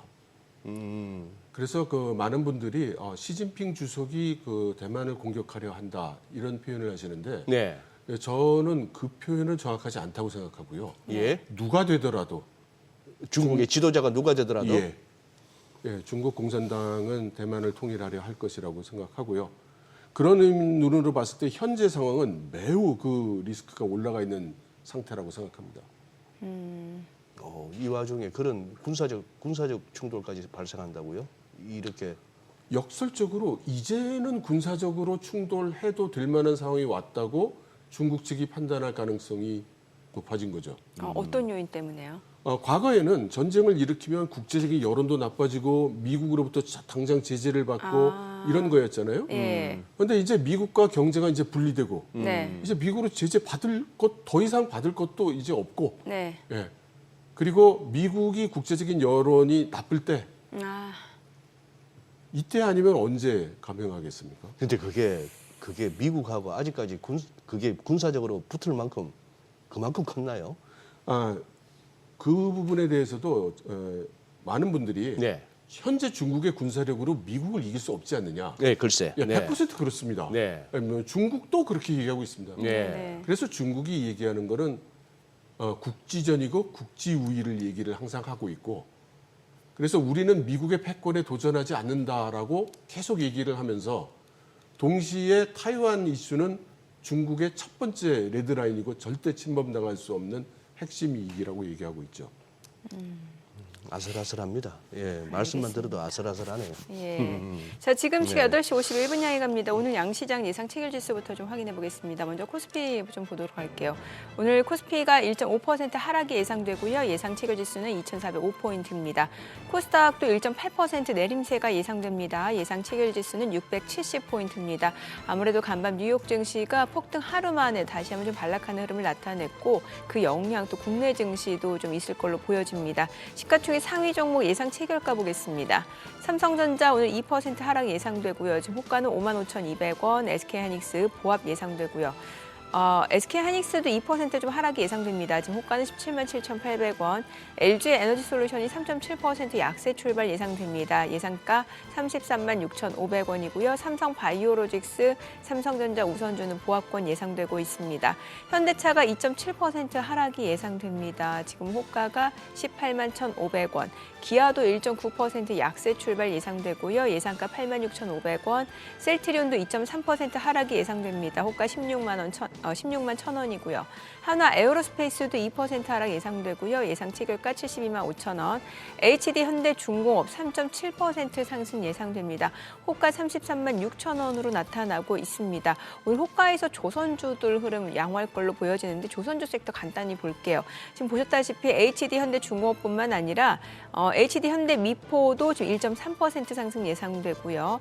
지금 전반적으로 조선주 같은 경우는 관세 영향에서 상대적으로 자유로울 걸로 보여지고 오히려 우리나라 이제 조선 업체들 같은 경우는 미국 쪽 좀 그런 부분에서 좀 긍정적인 모멘텀을 얻어갈 수 있을 걸로 예상이 되는데 한화 오션도 2.6% 상승 예상됩니다. 호가는 7만 5천 원.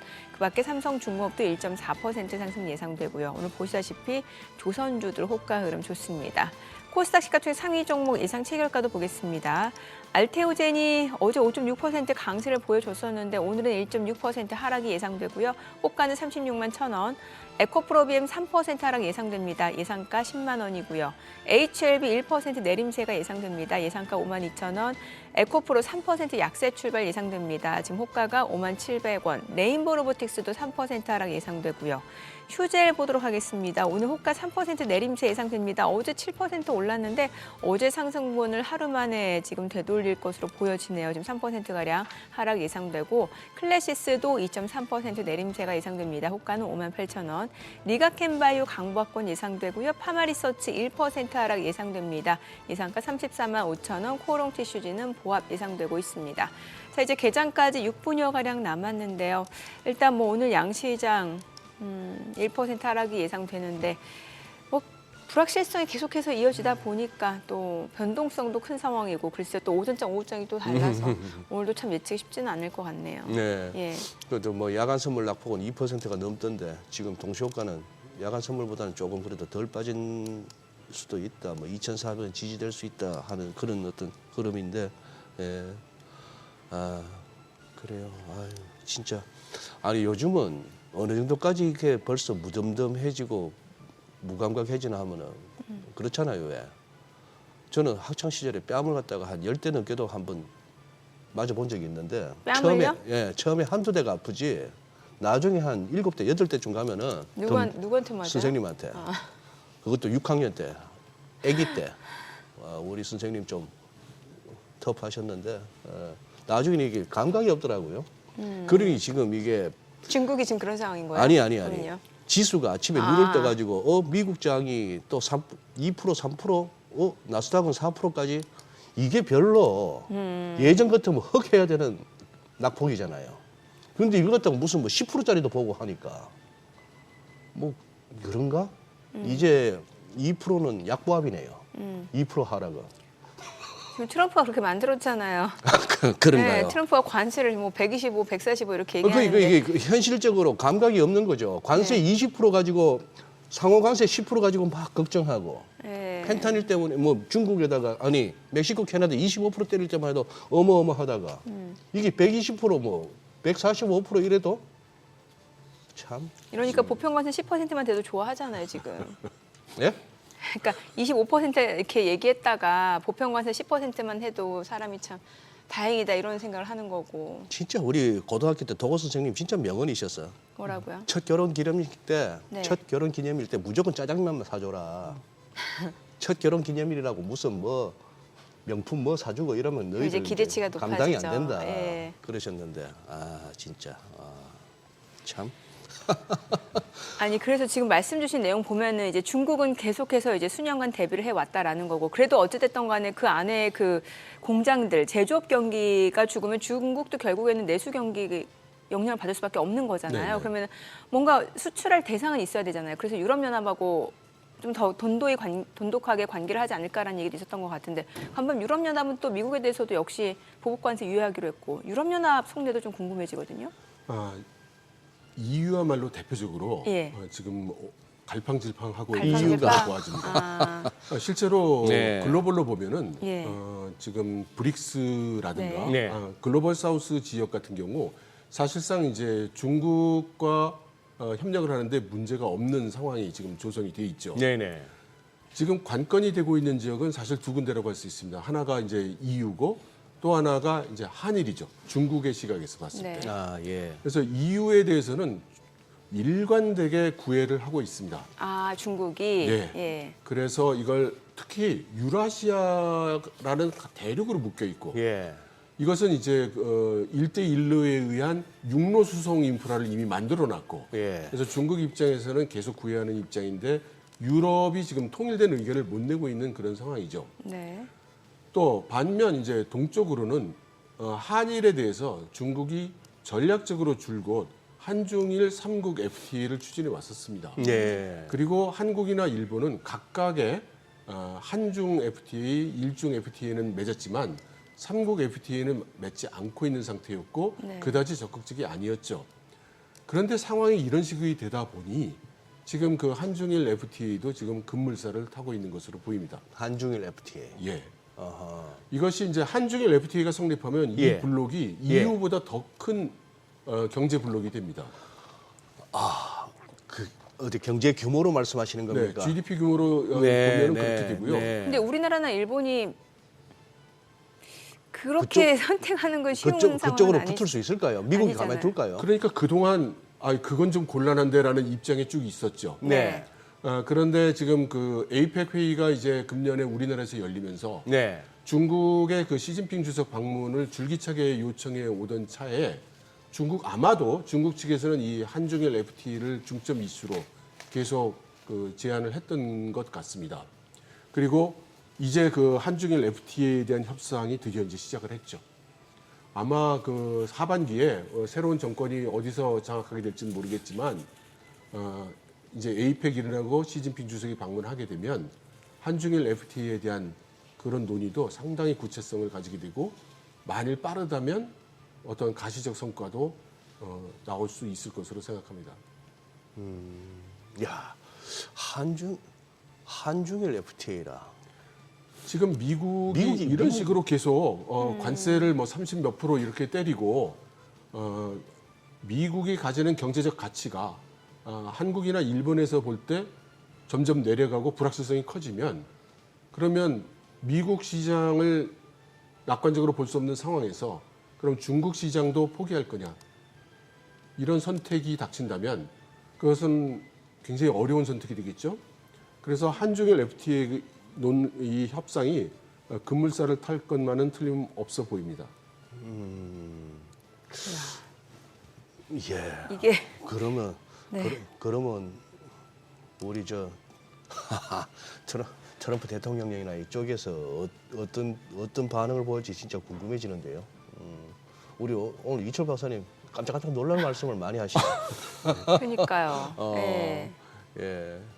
잠시 개장 좀 상황 보고 좀 속을 달래봅시다. 제가 말을 많이 해야 되는데 잘 말을 알겠습니다. 네, 간밤 뉴욕 증시 좀 하락했는데 오늘 국내 증시 그 영향 예상되죠. 국내 증시 흐름 확인해 보죠. 개장합니다.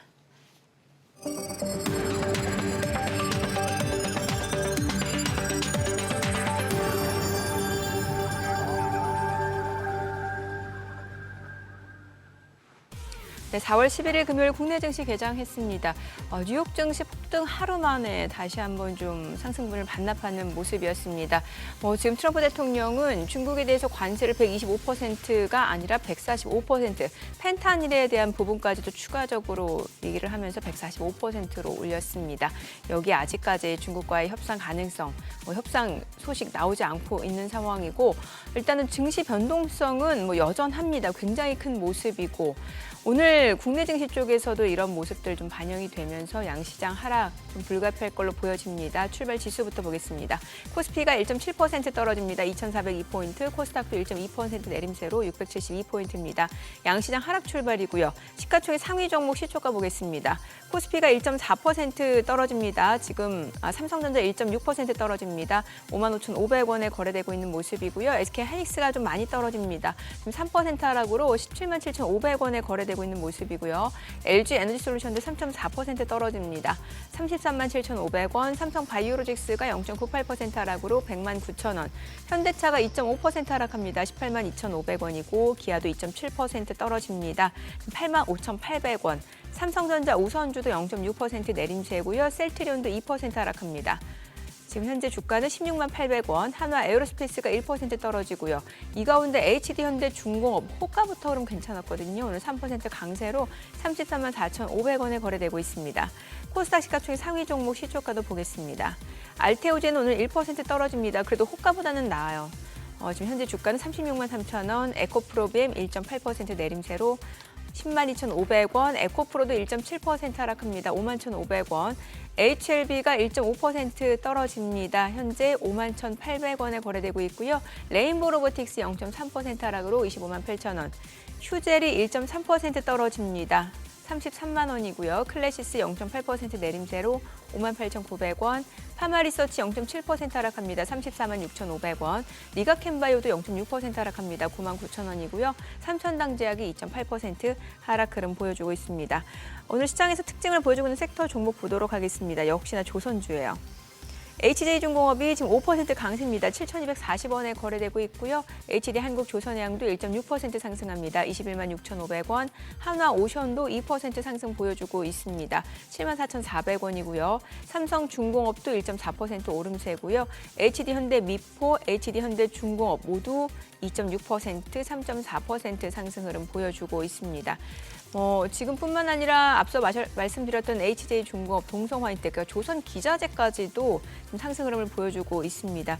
아무래도 최근에 이제 관세와 관련해서는 국내 조선업계 같은 경우는 그 영향이 거의 없다라는 분석들 많이 나오고 있고 오히려 미국이 우리나라 조선업에게는 또 여러 가지로 좀 도움을 요청한 상황이기 때문에 이런 부분이 특히나 타국서 최첨단 선박을 살 수도 있다라는 뉴스가 나왔거든요. 이게 결국에는 이제 K조선, 우리나라 조선업에 대해서는 이런 반사이익에 대한 기대감이 좀 반영이 되는 것 같습니다. 지금 보시다시피 조선기자재 쪽에서는 현대임스가 17% 급등합니다. 15,860원, 그리고 오리엔탈전공, 한국카본, 성광밴드까지도 지금 강세 보여줍니다. 조선기자재까지도 흐름이 좋습니다. 자, 그리고 AI, 의료 AI 쪽도 좋습니다. AI 챗봇 쪽 흐름 좋아요. AI 쪽에서는 솔트록스가 7% 강세를 보여줍니다. 33,600원이고요. 플레이토도 5.9% 상승 보여주고 있는 상황이에요. 현재 주가는 19,500원. 이스트소프트가 6% 이상 상승 중이고요. 코난 테크놀로지도 3% 오름세, 셀바스 AI, 플라리스 AI도 2%에서 1% 상승 중이고요. 자, 지금 보시다시피 이제 의료 AI 쪽에서는 신테카 바이오가 11% 급등을 하고 있는 모습인데 의료 AI도 좀 보게 되면은 드림 CIS도 1% 올라가고요. 오늘 AI 쪽에서는 이제 챗 GPT, 챗봇 쪽 흐름이 더 탄력적으로 올라가고 있다는 점 체크해 보시면 될 것 같고 오늘 창투사도 좀 움직이네요. TS 인베스트먼트가 10% 급등합니다. 1,540원 선이고요. 린드먼 아시아도 9% 강세, 대성 창투도 오름세고요. DSC 인베스트먼트도 1.8% 상승 중이고요. SBI 인베스트먼트도 3.8% 올라가고 HB 인베스트먼트도 2% 이상 올라갑니다. 자, 지금 시각 9시 5분 향해 갑니다. 수급 상황 체크해 보겠습니다. 오늘 유가증권 시장에선 개인 투자자가 155억 원 순매수고요. 외국인과 기관은 각각 156억 원, 12억 원 매도 우입니다. 코스닥에서는 외국인과 기관이 삽니다. 각각 161억 원, 14억 원 매수 우위, 개인 투자자는 165억 원 매도 우위고요. 오늘 외국인 선물에서 좀 많이 팝니다. 지금 5,100개약 넘게 매도 우위를 나타내고 있습니다. 환율 체크해 보겠습니다. 달러 환율입니다. 정규장 마감 대비로 간밤에 달러 인덱스가 좀 많이 떨어진 상황이었는데 오늘 달러 환율은 2원 40전 하락한 모습입니다. 오늘 또 수출 지표가 나왔네요. 반도체 섹터가 좀 올라가고. 야, 예. 많이 파는구나. 반도체 진짜. 하하. 야, 근데 진짜 어떻게 시장마다 진짜 출렁거리네요. 외환 시장도 엄청나고 니케이도 무슨 사이드카 어쩌고저쩌고 하더니 니케이 오늘은 또 3.6% 빠지고 있네요. 개장 초에. 진짜 정신없고 지금 우리 정민님께서 그거 하시는 동안에 이렇게 짚어보니까 네. 얼추 우리 코스피는 레인지가 나옵니다. 어느 정도예요? 한 하단이 뭐랄까 지금 잠깐만요. 이게 근데 문제는 이제 어느 정도 그거 위하고 아래가 대충은 보이는데 이게 지금 우리가 이번에 봤던 게 2280인데 2284가 최근에 봤던 저점인데 이번 급락장에서 네. 그 전에 이건 이제 2380하고 지금 오늘 여기 레벨에서 얼마 되지도 않습니다만 위로는 2520이 이제 겨우 딱 그거란 말이죠. 네네. 그런 상황인데 문제는 이 안에서 왔다 갔다가 이제 한참 이어지겠는데 그거는 안 당하셨으면 좋겠네요. 지금 어떻게 보면은 이 주식판에 사기꾼들이 엄청 활개를 칠 시기입니다. 주로 이제 그런 거죠. 이 단기간에 손실 복구하셔야 됩니다 하는 차원에 접근하는. 어제 오후에 머니쇼에 오후에 나왔던 우리 이효석 대표. 네. 예, 이효석 대표도 지금 보니까 사칭을 당하고 있어요. 그래서 우리 시청자분들 제가 알고 있기로는 예를 들어 저희 저희 SBS BG에 자주 나오는 홍춘욱 박사 뭐 이런 분들도 그 뭐 스폰서라고 해가지고 유튜브에 보시면 뭐 사진 막 올라오는 거 있죠. 뭐 김영희 교수님 같은 분도 막 올라오고 합니다. 그런 분들이 그거 할 이유가 없는 분들이군요. 이효섭 대표도 그렇고. 예. 그래서 그런 식으로 접근하는 거는 무조건 사기라 보시면 됩니다. 지금 이런 판에는 늘 그런 인간들이 있기 마련이지만 지금 같은 이 장에서 빨리 지금 뭐 손실 나신 거 그거 어떤 식으로 복구하실 겁니까? 우리한테 맡기십시오 하는 거 그거는 무조건 피하셔야 됩니다. 예. 그렇죠. 네. 지금 박사님 우리 저 주식시장에 대해서 해주실 말씀 있으십니까? 네, 저는 사실 주식을 안 하는 사람이라 네. 주식에 대해서 구체적인 말씀은 좀 드리기 어려울 것 같습니다. 그래도 평소에 갖고 계신 생각이 있으실 거 아니에요? 주식시장. 저는 지금 이렇게 혼란기가 올 때에는 조금 그 시야를 네. 시점을 한 3개월, 내년, 5년, 15년 이런 식으로 한번 생각을 해보시면 네. 비교적 방향성이 명확히 보이는데 제가 주변에 이 주식 투자하시는 분들을 보면 항상 뭐 길어야 일주일, 한 달 정도의 그런 시야에서 결정을 하시는 것 같아서 네. 안타까울 때가 좀 많습니다. 근데 박사님 얘기를 들어보면은 결국에는 지금 중국하고 미국의 협상 가능성은 굉장히 낮아진 상황인 거고 네. 이게 또 한 내년에 이제 미국에서는 중간 선거가 있으니까 그때까지는 좀 변동성이라든지 어떤 이런 관세 정책에 대한 불확실성 계속해서 이어질 수 있다. 이렇게 봐야 되는 게 맞는지도 궁금하거든요. 네, 저는 그렇게 생각합니다. 그래요? 그러니까 트럼프 팀이 현재 구체적인 숫자나 네. 방식에는 변화가 있을 수 있겠지만 지금 시작하고 있는 이 기조 자체는 내년 중간 선거 볼 때까지는 변하기 어렵다고 보고요. 그것이 그 긴 안목에서 변하지 않는다면 중국 쪽의 대응도 크게 변동할 이유가 없습니다. 요거는 어떻습니까? 지금 미국은 그래도 선거로 이렇게 바뀌곤 합니다만 4년 텀으로 네. 연임하면 8년을 가고 이런 쪽인데 중국은 지금 시진핑 주석 외에는 아무도 뭐가 말할 수 있는 사람이 없습니까? 현재로서는 노출된 사람이 없죠. 노출된 사람이 없다. 네. 전통적으로 네. 상무위원회가 이제 새로 구성이 될 때 예. 다음 세대 지도자가 어느 정도 대충 감이 잡히지 않습니까? 신세대가 네. 그 상무위원회의 말석에 진입을 함으로써 네. 이제 다음 대는 이 양반들이 이제 지도부가 되는구나라고 할 수 있게 했는데 예. 사실 지난번 연임 때는 그것이 없었거든요. 예. 그래서 그것을 저는 두 가지 가능성이 있다고 해석을 합니다. 하나는 주변에서 지금 많은 분들이 생각하듯이 시진핑 주석 체계를 계속 간다는 의미로 해석하는 것이 하나. 또 하나는 이제 다음 세대 지도부를 외부에 공개하지 않겠다는 결정이 내려졌을 가능성도 배제할 수 없다고 생각합니다. 그런 의사결정은 어떤 경우에 가능한가?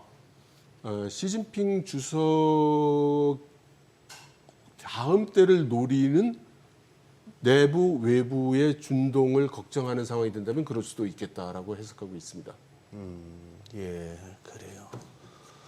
요즘 건강은 어떤가요, 시주선? 건강 얘기가 요즘 많이 나오고 있습니다. 예. 그런데 당연하겠지만 예. 관영 매체에서는 뭐 전혀 그런 얘기가 없고요. 예. 그래서 좀 확정적으로 이렇다 저렇다 판단하기는 어려울 것 같습니다. 저럴 때는 더 귀여운 모습도 나오는구나. 박수 치고 이러니까. 정민혜 더 궁금한 거 없으세요? 저요? 예. 왜? 오늘 말을 아끼시네? 아니 네, 이게 참 이제 출연자분들 그 성향에 따라 이게 좀 뷰가 엇갈리다 보니까 이게 참 저희가 중립을 지켜야 되는 입장에서 이게 좀 쉽지가 않습니다. 그래요. 예, 네. 제가 한 말씀 드릴까요? 예, 네, 해주세요. 지금 중국의 과학기술에 예. 대한 맹렬한 투자가 예. 지난 수년간 있었고요. 예. 이제 여러 가지 이유에서 그런 것들이 이제 발표되기 시작하고 있습니다. 근데 그 성과가 생각보다 네. 좀 상당해서 네. 앞으로 우리가 그 중국의 국정이나 경제를 볼 때 중국의 과학기술에서 어떤 뉴스가 있었는지 이것을 앞으로 좀 유의해서 보시면 좋을 것 같다는 말씀을 좀 드리고 싶네요. 근데 왜 많은 분들이 그렇잖아요. 미국은 무에서 유를 창조하고 중국은 말 그대로 패스트 팔로워 정책이다라는 얘기를 하잖아요.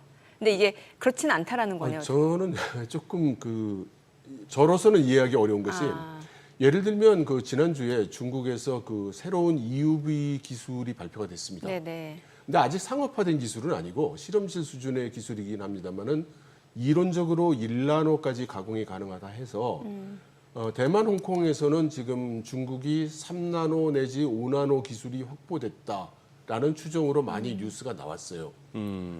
그리고 금년 하반기에 그 화웨이와 SMIC가 합동해서 중국산 EUV 장비를 아마 5나노 생산 라인에 투입할 것 같다는 그런 뉴스도 나오고 있습니다. 그런데 그런 뉴스가 우리나라 미디어에서는 잘 안 보이거든요. 그래서 지금까지는 좀 우리가 관심을 가질 이유가 없었다 하더라도 이제부터는 조금 관심을 가져야 되지 않나 싶습니다. 그래 보시고 지금 우리 그동안에 몇 년 동안에 중국 증시가 많이 빠져서 이제 그거 하다가 최근 들어서는 금년 들어서는 그나마 이제 조금 중국 증시가 상대적으로 좀 낫다 정도입니다. 특히 이제 홍콩이 아주 좋은 편인데 이쪽에 중국도 이 자본시장 개방 측면에서는 아직까지는 그래도 조금 더 아직은 좀 미진한 부분이 좀 있지 않습니까? 그게 전략적으로 중국이 개혁 개방 당초에 할 때 외세에 의해서 자기네들 자본시장이 영향받는 일은 피하겠다는 원칙이 있었습니다. 원칙이요? 그래서 그 국내 자산에 대한 그 외국 자산의 비율을 통제해 왔고요. 네. 그래서 그게 이제 5% 선으로 알려져 있죠. 그러니까 채권도 주식도 외국에서 들어오는 규모를 그 정도 선에서 이제 그 관리를 한다는 거였습니다. 네. 그러니까 그것이 이제 최근에 와서는 미국의 제재가 심하고 경제가 어려워지니까 금융시장을 이제 개방하겠다고 선언을 하고 있는데 지금 구체적인 조치가 이루어지지 않고 있고 또 중국의 특성상 이것이 그 선례가 굉장히 중요해요. 첫 번째 사례가 어떤 외국 기업이 들어온다든가 어떤 외국 기업이 금융자산을 또는 금융 서비스 자격을 취득하는 이제 이런 조치가 있어야 되는데 아직 그런 리스크를 뚫고 결행하는 외국 기업이 없는 것도 아직 이루어지지 못하고 있는 큰 원인인 것 같습니다. 네, 알겠습니다. 알겠습니다. 오늘 예. 여기까지 듣겠습니다. 내용 네, 잘 들었습니다. 고맙습니다. 네, 오늘 들으신 내용과 관련해서 더 다양한 정보 원하시는 분들은 카카오톡 채널에서 머니랩 검색하셔서 친구 추가하시기 바랍니다.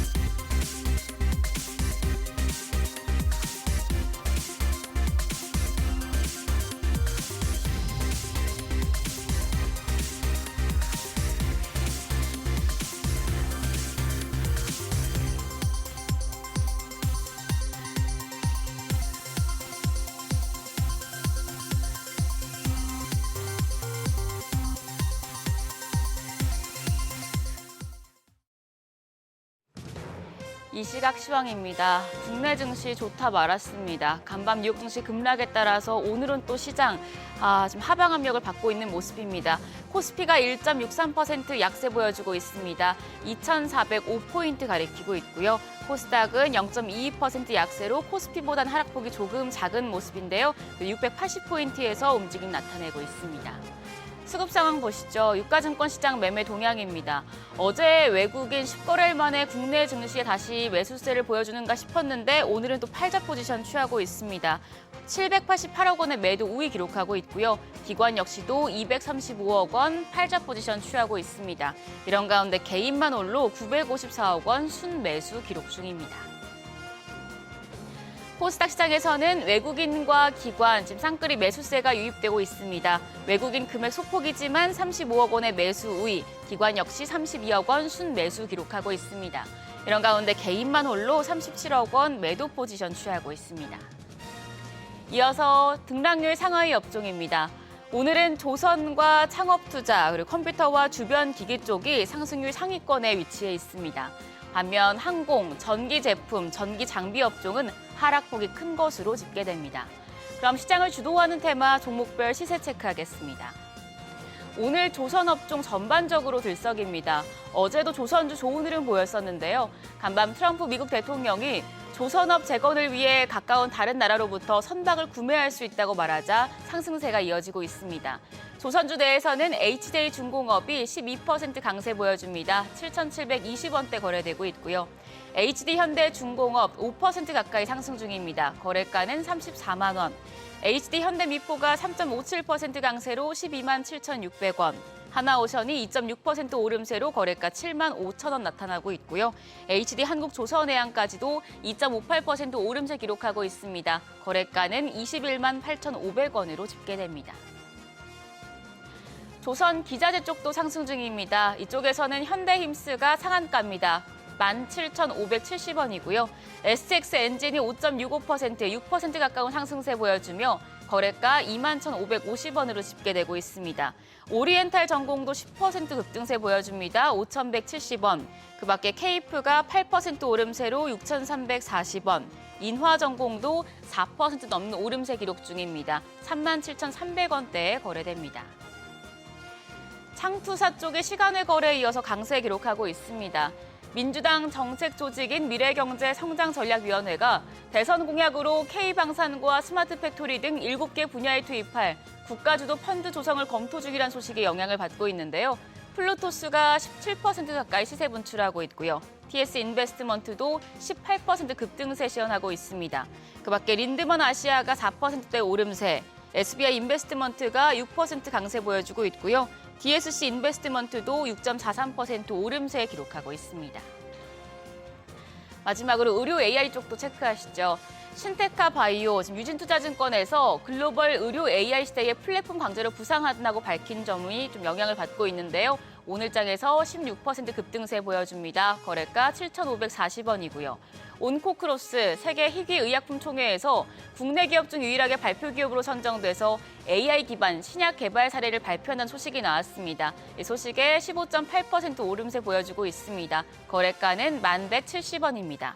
그 밖에 파로스 아이바이오가 8.26% 강세, CU박스가 10.29% 오름세로 거래가 3,860원이고요. JS링크까지도 4.67% 상승세 시현하고 있습니다. 오늘 시장 전반적으로 좀 조정을 받고 있는 와중에 좀 조선업종 중심으로 강세 보여주고 있는데요. 오늘 장에서 눈여겨볼 업종 어떤 게 있을지 그리고 시장 대응 전략까지 알아보겠습니다.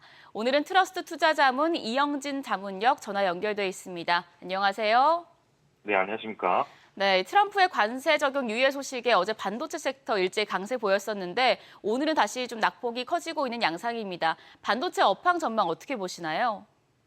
예, 최근 글로벌 증시는 트럼프 관세 정책과 중국의 보복 이슈로 하락장이 지속되고 있었는데 전일 트럼프의 관세 유예 발언을 통해서 큰 반등점이 나타났습니다.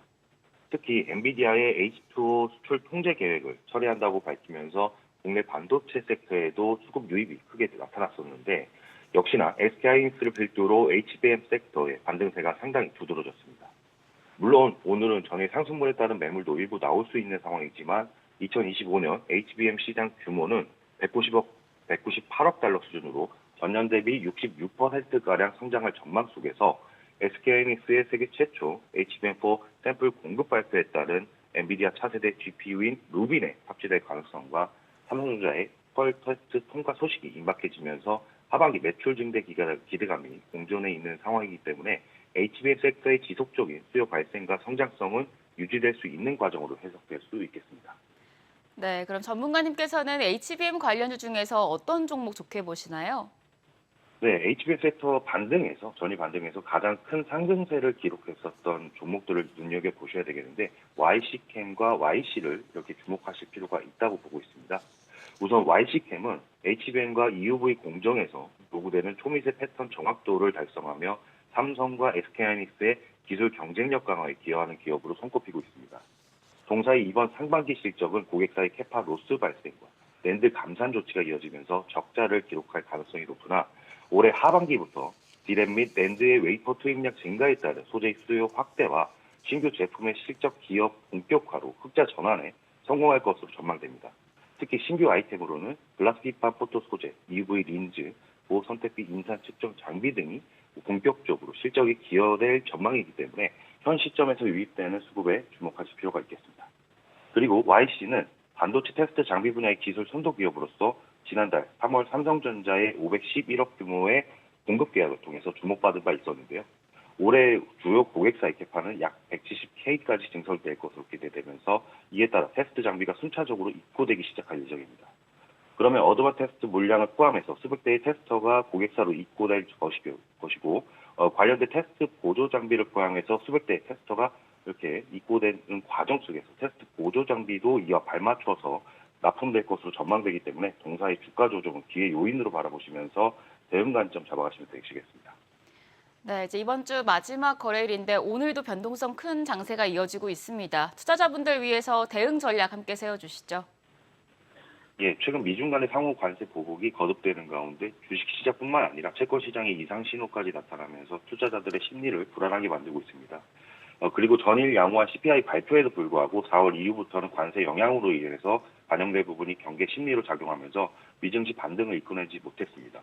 하지만 이 트럼프의 90일 관세 유예 조치가 나스닥 지수 12% 상승을 이끌면서 역사적인 반등을 기록한 만큼 견고한 하방 지지선이 구축되어 있다고 전망합니다. 그렇기 때문에 아직 불확실성이 존재하지만 점진적으로 투자하기 수월한 시장 분위기 속에서 1분기 호실적이 기록될 그런 기업들에 주목하면서 성과를 내시는 방향으로 포트폴리오 구성하신다면 좋은 결과가 있으실 것으로 판단하고 있습니다. 네, 오늘 말씀 고맙습니다. 지금까지 업종과 대응 전략 알아봤습니다.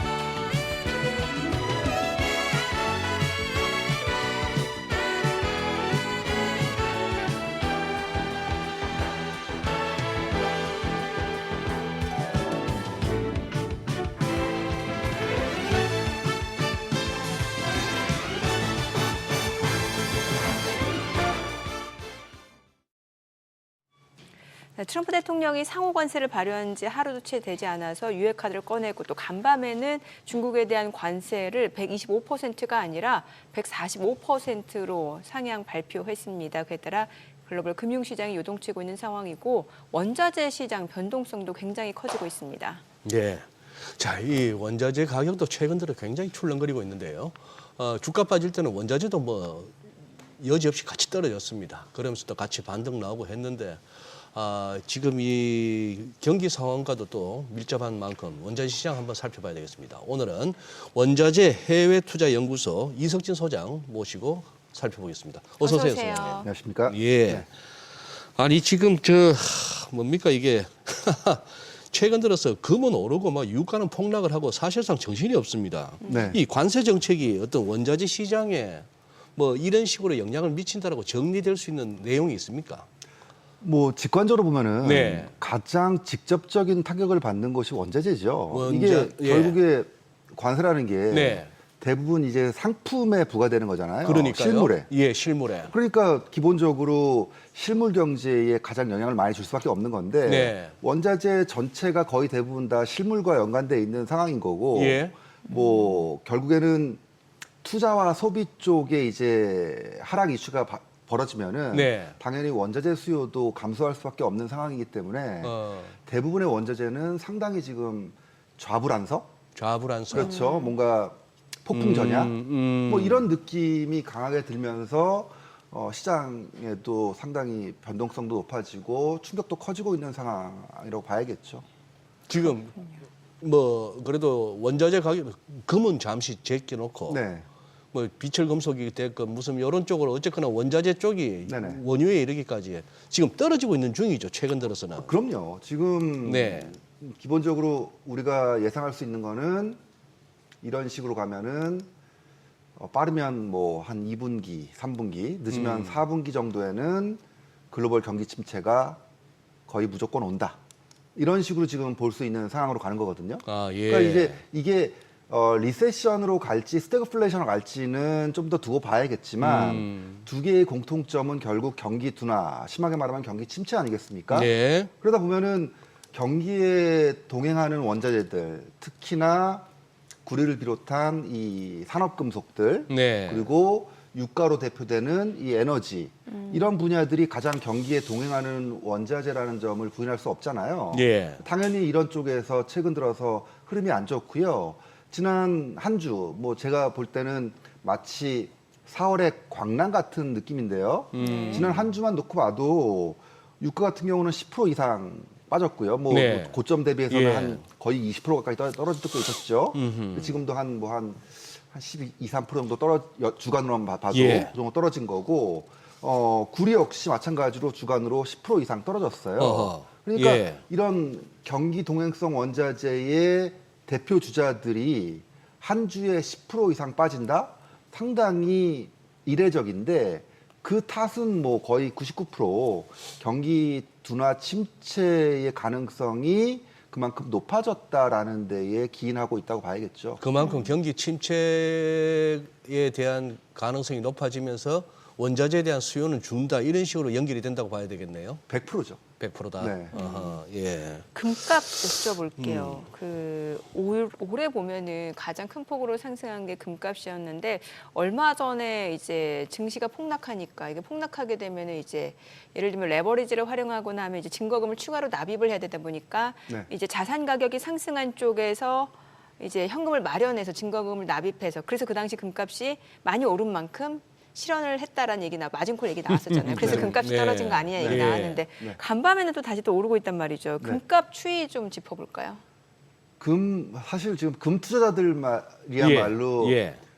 다른 사람들이 울고 있는 상황에서 몰래 뒤돌아서 웃고 있는. 뭐 그런 정도의 지금 상황이 아닐까 싶은데요. 예. 간밤에 사상 최고치 또 돌파했어요. 그러게요. 예. 그러니까 온수당 지금 3,200달러거든요. 네. 사상 최고치라시면 예, 온수당 3,200달러 지금 넘어서고 있거든요. 예, 네. 이게 사실 뭐 사상 최고치가 3,100달러대 한 중후반대였는데 그걸 지금 또 넘어서고 있어요. 예. 그래서 상당히 좋은 흐름을 가져가고 있다고 봐야겠죠. 그러니까 이게 기본적으로 금에서 나올 수가 없습니다. 그러니까 금은 일단은 무조건 들고 있어야 되는 상황이 되는 거예요. 왜냐면은 지금 기본적으로 지금 이 글로벌 불확실성과 변동성을 생각해 보면 예. 결국에는 안전자산은 들고 있어야 되는데 예. 안전자산 중에 생각해 보시면은 딱 떠오르는 게 이제 미국 국채, 네. 그다음에 현금인 달러, 그다음에 금 정도 생각할 수 있는 건데 네.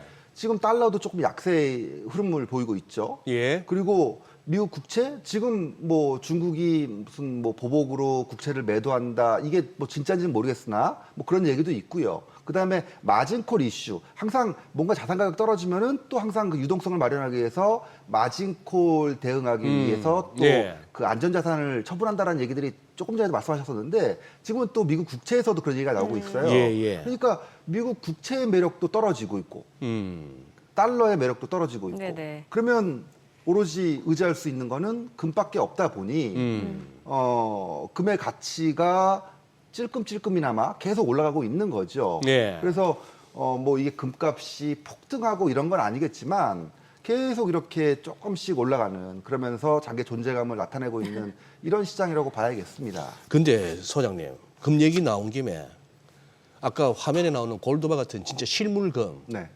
저걸 좀 뭐 혹시 도둑이 될까봐 좀 걱정은 되더라도 네. 어디 집에다 두든지 뭐 네네. 해야 될 거. 저 침대 매트 밑에 숨겨두든 해야 될 것 같고 네. 왠지 무슨 그 통장에 골드 뱅킹이니 뭐니 뭐 ETF니 이거는 왜 저는 믿음이 안 가죠. 이거 들고 있다가 네. 진짜 무슨 금 필요한 상황이 됐을 때 내 네. 손에 금이 안 들어올 것 같은 느낌? 네. 그러게 뭔가 유사시 전쟁 나면 진짜 골드바가 중요한 거고 실물. 예. 그리고 그런 생각이 들 정도로 네. 지금 상황이 되게 극단적으로 가다 보니까 그런 사실은 이제 과거에는 별로 이렇게 좀 웃고 넘어갈 정도의 얘기들이 진지하게 받아들여지고 있는 것도 있습니다. 네. 사실 근데 그 골드바에 대한 소위 니즈, 네. 수요 예. 이런 것들이 과거에도 있었고 지금도 있는데 그분들이 생각하는 어떤 부분들, 소위 부가가치세를 내더라도 금을 직접 내가 갖고 있어야겠다. 이거를 어떤 뭐 천재지변이나 전쟁이나 어떤 일이 벌어져서 은행들이 나한테 그 금을 못 돌려주는 상황이 있을 수도 있으니까 예. 내가 일단 갖고 있어야겠다라는 그런 생각들도 있는데요. 예. 사실은 좀 더 길게 보면은 네. 이게 뭐 사실 금을 사고 팔 때도 기록은 남겠습니다만 예. 금이라는 게 10년, 20년, 30년 갖고 있을 때는 사실 이거는 어떻게 보면은 추적할 수 없는 부분들도 분명히 있을 거란 말이죠. 네. 그러니까 그 부가가치세를 내더라도 장기적으로 이거를 어떻게 보면은 증여나 뭐 어떤 상속의 목적으로도 예. 쓸 수 있는 그런 가능성이 있다라는 거죠. 그리고 사실 실제로 10년, 20년 넣고 보면은 금값은 또 되게 많이 올랐어요. 네. 그래서 그런 부가가치세를 고려하더라도 충분히 합리적인 투자라고도 볼 수가 있는 거고요. 네. 그래서 저는 그 골드바를 투자하시는 분들, 뭐 이런 분들은 기본적으로 한 10년, 20년은 가져갈 거 생각한다면은 나쁜 투자라고 보지 않습니다. 그래요. 네. 아니 그리고 저는 개인적으로 계속해서 관심을 갖고 뉴스를 추적하고 있는데 요새 또 뜸해진 게 이게 머스크가 피터 나발하고 싸우느라고 그런지 그 왜 포트녹스에 있는 그 연중 보관하고 있는 금 네. 실사 한번 하겠다고. 네네. 그거 뭐 혹시 더 이후에 그러니까 뭐 들리는 얘기는 없습니까? 지금 사실 그런 얘기들이 이제 심심찮게 나오는데 네. 뭐 독일에서도 사실 뭐 미국에 맡겨놓은 금을 내놔라. 찾아가겠다라는 얘기도 나오고 이 자꾸 있고요. 1970년이 생각나는 거예요. 그렇죠. 드골이 그랬고 영국이 그러고 막. 네. 예. 그래서 이런 부분들이 뭐 확인되는 부분들은 아닙니다만 네. 최근 들어서 이런 금에 대한 이런 선호도가 높아지다 보니까 실제 또 게다가 관세도 또 붙을 수도 있으니까 아직은 모르죠. 근데 어쨌든 관세가 붙을지 모르니까 미국에 있는 펀드들도 일단 영국에 있는 금 가져와라 해가지고 일단 그 가져오면서 금 현물에 대한 또 수요가 증가하는 부분들도 있거든요. 네. 그러니까 이런 것들이 과거에는 어떤 뭐 금값 변수로서 얘기되지 않았던 부분들인데 네. 이 트럼프의 관세 전쟁 이후부터 불거지는 불확실성들 이런 것들이 점점 많아지다 보니까 네. 불확실성의 대명사인 금이 예. 계속해서 투자자들에게 관심을 불러일으킬 수밖에 없는 부분들이 있는 겁니다. 그래서 지금 우리 앵커님 말씀하셨듯이 이게 70년대에 닉슨이 금태환제를 예. 폐지했을 때 이후에 벌어졌던 어떤 그런 글로벌 불확실성 증가 예. 그러면서 당시에도 기축통화 시스템에 대해서 상당히 논란들이 많았거든요. 그랬죠. 한 몇 년 동안. 맞아요. 그러니까 네. 지금도 사실 우리는 그 한가운데에 있는 거예요. 이 시스템 자체가 예전에는 이 기축통화 시스템에 대한 어떤 변화에 대한 불확실성이라고 예. 한다면은 지금은 글로벌 그 무역의 규칙 변화 에 대한 불확실성이 맞아. 예. 투자자들뿐만 아니라 모든 예. 시장 참여자들이 걱정하는 부분이고 이 규칙이 어떻게 바뀔지 모른다는 그 자체가 투자를 하기 어렵게 만드는 거죠. 실물 경기에서의 투자든 금융시장에서의 투자든 투자를 어떻게 보면 제어시키는 그런 아주 큰 변화라고 봅니다. 소장님 말씀이 맞네요. 그러니까 그 닉슨 때는 어떻게 보면은 통화 체제에 대한 어떤 극도의 불확실성이었고 역사적 어떤 변환점이었지만 지금은 지난 수십 년 동안 당연히 생각해왔던 생산과 소비, 교역의 시스템, 요 체제를 갖다가 완전히 그냥 흔들어 버리니까 그렇죠. 그러니까 그 시장이 뭐 요동을 안 칠 수가 그렇죠. 없네요. 그리고 그 두 개의 공통점이 네. 규칙을 만든 자가 규칙을 파괴한다라는 만든 자가 공통점이 파괴하고 있어요. 있다. 그러니까 이게 어떻게 보면은 참 어이없는 상황이죠. 그렇죠. 보통 우리가 트럼프가 어떤 관세 정책과 전략을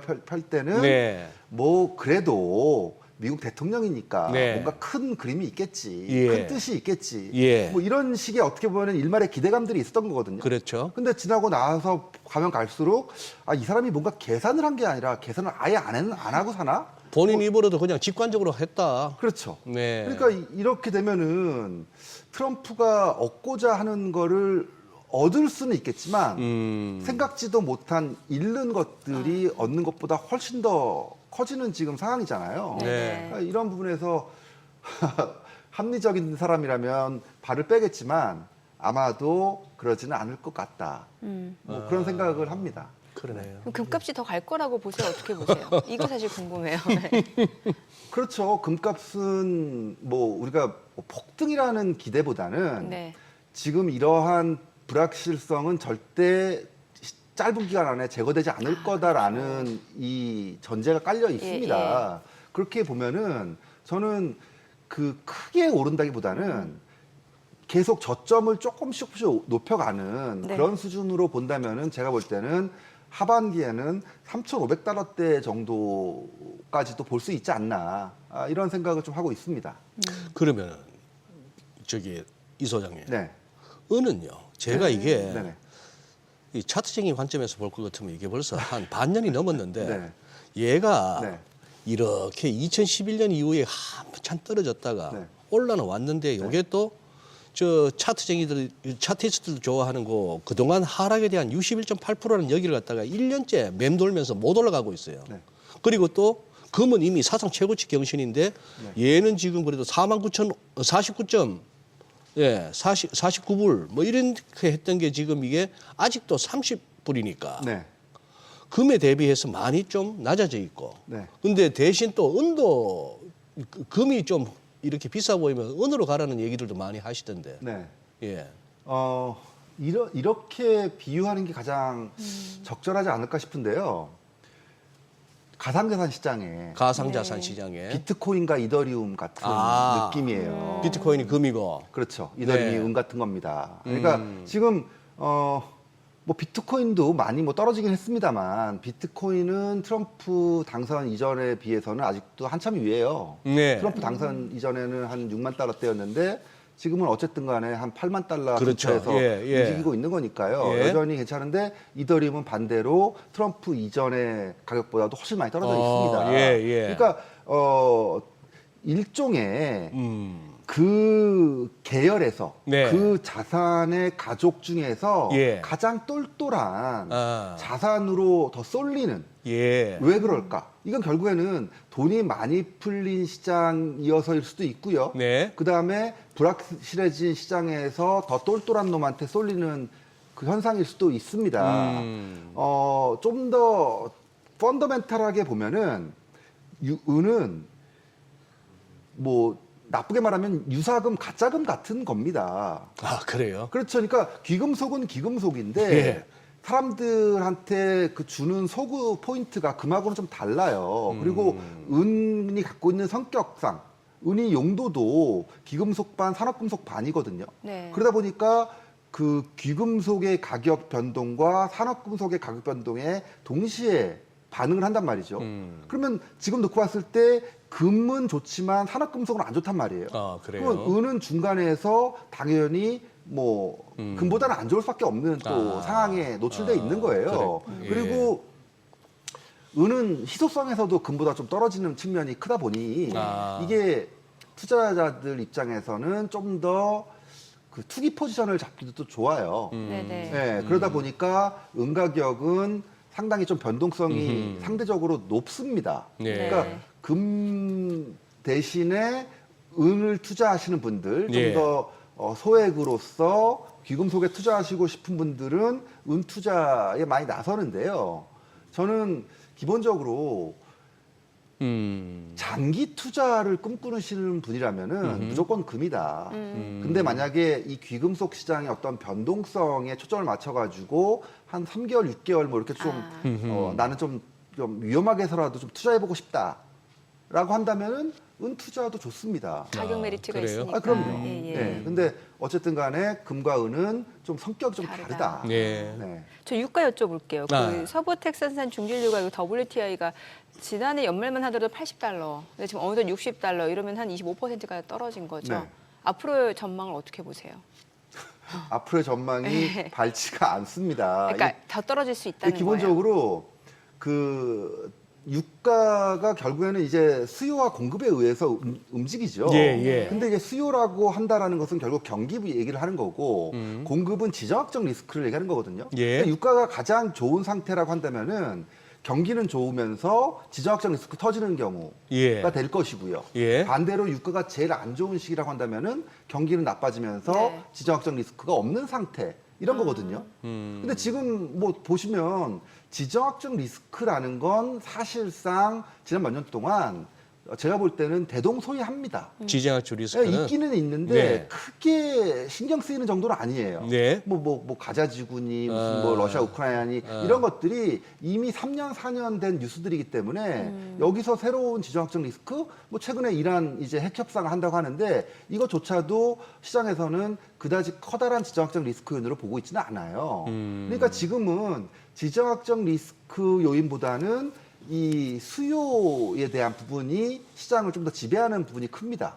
즉 경기에 따라서 경기가 좋아져서 원유 수요가 증가할 것이냐, 네. 경기가 나빠져서 원유 수요가 감소할 것이냐라는 측면. 네. 그리고 또 하나는 공급자들 대표적인 공급자인 미국과 이 오펙 쪽 이쪽에서 공급이 늘 것이냐 줄 것이냐를 봐야 되는데 지금까지 보면은 미국도 셰일 오일들 증산을 네, 해왔고요. 예. 최근에 오펙 플러스에서 또 기대보다 예상보다 웃도는 한 40만 배럴 증산을 지금 발표를 했단 말이에요. 네. 그러면 안 그래도 지금 경기적으로는 안 좋은 상황인데 공급은 더 는다? 그렇죠. 아 이것이 어떻게 되는 거지? 유가가 좀 더 하방 리스크가 높아지는 거 아닌가? 이런 쪽으로 지금 합리적 추론들이 연결되고 있는 상황이기 때문에 네. 유가는 뭐 좀 더 떨어질 가능성이 높아 보이는데 어떤 일각에서는 예를 들어서 유가 그러면은 뭐 50불, 뭐 40불 더 내려가는 거냐라고 네. 하시는데 또 이게 반대로 생각하면은 공급자 생산자 입장에서 예. 이 정도 유가 이하부터는 이익이 안 남는 수준이 있을 거란 말이죠. 예. 그렇죠. 대표적으로 미국의 셰일 원유 같은 경우는 일부 쪽에서는 $50 밑으로부터는 이제 이익 안 난다. 라는 얘기들이 나오고 있거든요. 예. 그러니까 그때 이후부터는 또 이제 하방 경직성이 생겨요. 예. 감산을 하겠네요. 그렇죠. 예. 그럴 가능성도 있죠. 그러니까 저는 항상 얘기하는 게 글로벌 원유의 이 생산 그 코스트는 배럴당 $40다. 이건 마지노다. 이 마지노다. 밑으로 떨어지면 예. 그거는 기본적으로 금융위기나 뭔가 커다란 어떤 팬데믹이나 이런 것 때문에 예. 일시적으로 유가가 그렇게까지 갈 수 있지만 기본적으로 이 정도 유가 밑으로 가게 되면은 그 생산자들이 망한다. 그러니까 그게 마지노선 정도로 볼 수 있는데 그렇게 보면은 제가 볼 때는 당분간은 배럴당 한 $50대의 유가에서 좀 움직이지 않을까라는 그런 생각을 합니다. 와, 뭐 유가 빠지면 정유주가 빠지고 유가 오를 때 같이 정유주 오르고 하는 거는 통상적인 시장 반응인데, 야 SK네트워크나 S오일 같은 거 보니까 정유기업들 특히나 안 좋을 수밖에 없어요. 이게 안 좋을 수밖에 기본적으로 없어요? 정유기업들은 예. 정제 마진이 핵심이거든요. 예, 정제 마진이 보통 한 $4, $5 이 정도를 보통 이제 네. 그 뭐랄까요? 그 어떤 브레이크 예. 이분으로 본단 말이에요. 예. 근데 지금 시장에 지금 정제 마진이 한 $6, 뭐 그 정도, $7, 예. 뭐 정도 거의 정제 마진의 마지노선 쪽으로 가고 있단 말이에요. 예. 그러니까 이쪽도 그러니까 이 자체가 날 수 없는 환경으로 가는 데다가 유가 떨어지면은 재고 평가 손실 나죠. 아하. 그다음에 환율 올라가면은 환손실도 예. 생기죠. 그러다 예. 보니까 지금 정유 기업들은 적자 볼 가능성이 높은 지금 시즌인 거죠. 그래서 하나 생각하셔야 될 게 정유 기업 투자의 포인트는 유가가 오르고 내리는 것보다는 정제 마진, 정제 마진. 즉 경기가 되게 중요해요. 네. 경기가 네. 좋아지면은 정제 마진이 커지고 경기가 나빠지면 정제 네. 마진이 줄어들어요. 예. 그래서 경기 둔화 이슈가 지금 정유기업, 네. 화학기업에 상당히 지금 압력으로 작용하고 있죠. 네. 알겠습니다. 오늘 여기까지 듣겠습니다. 그래요. 고맙습니다. 예. 감사합니다. 고맙습니다. 네. 네.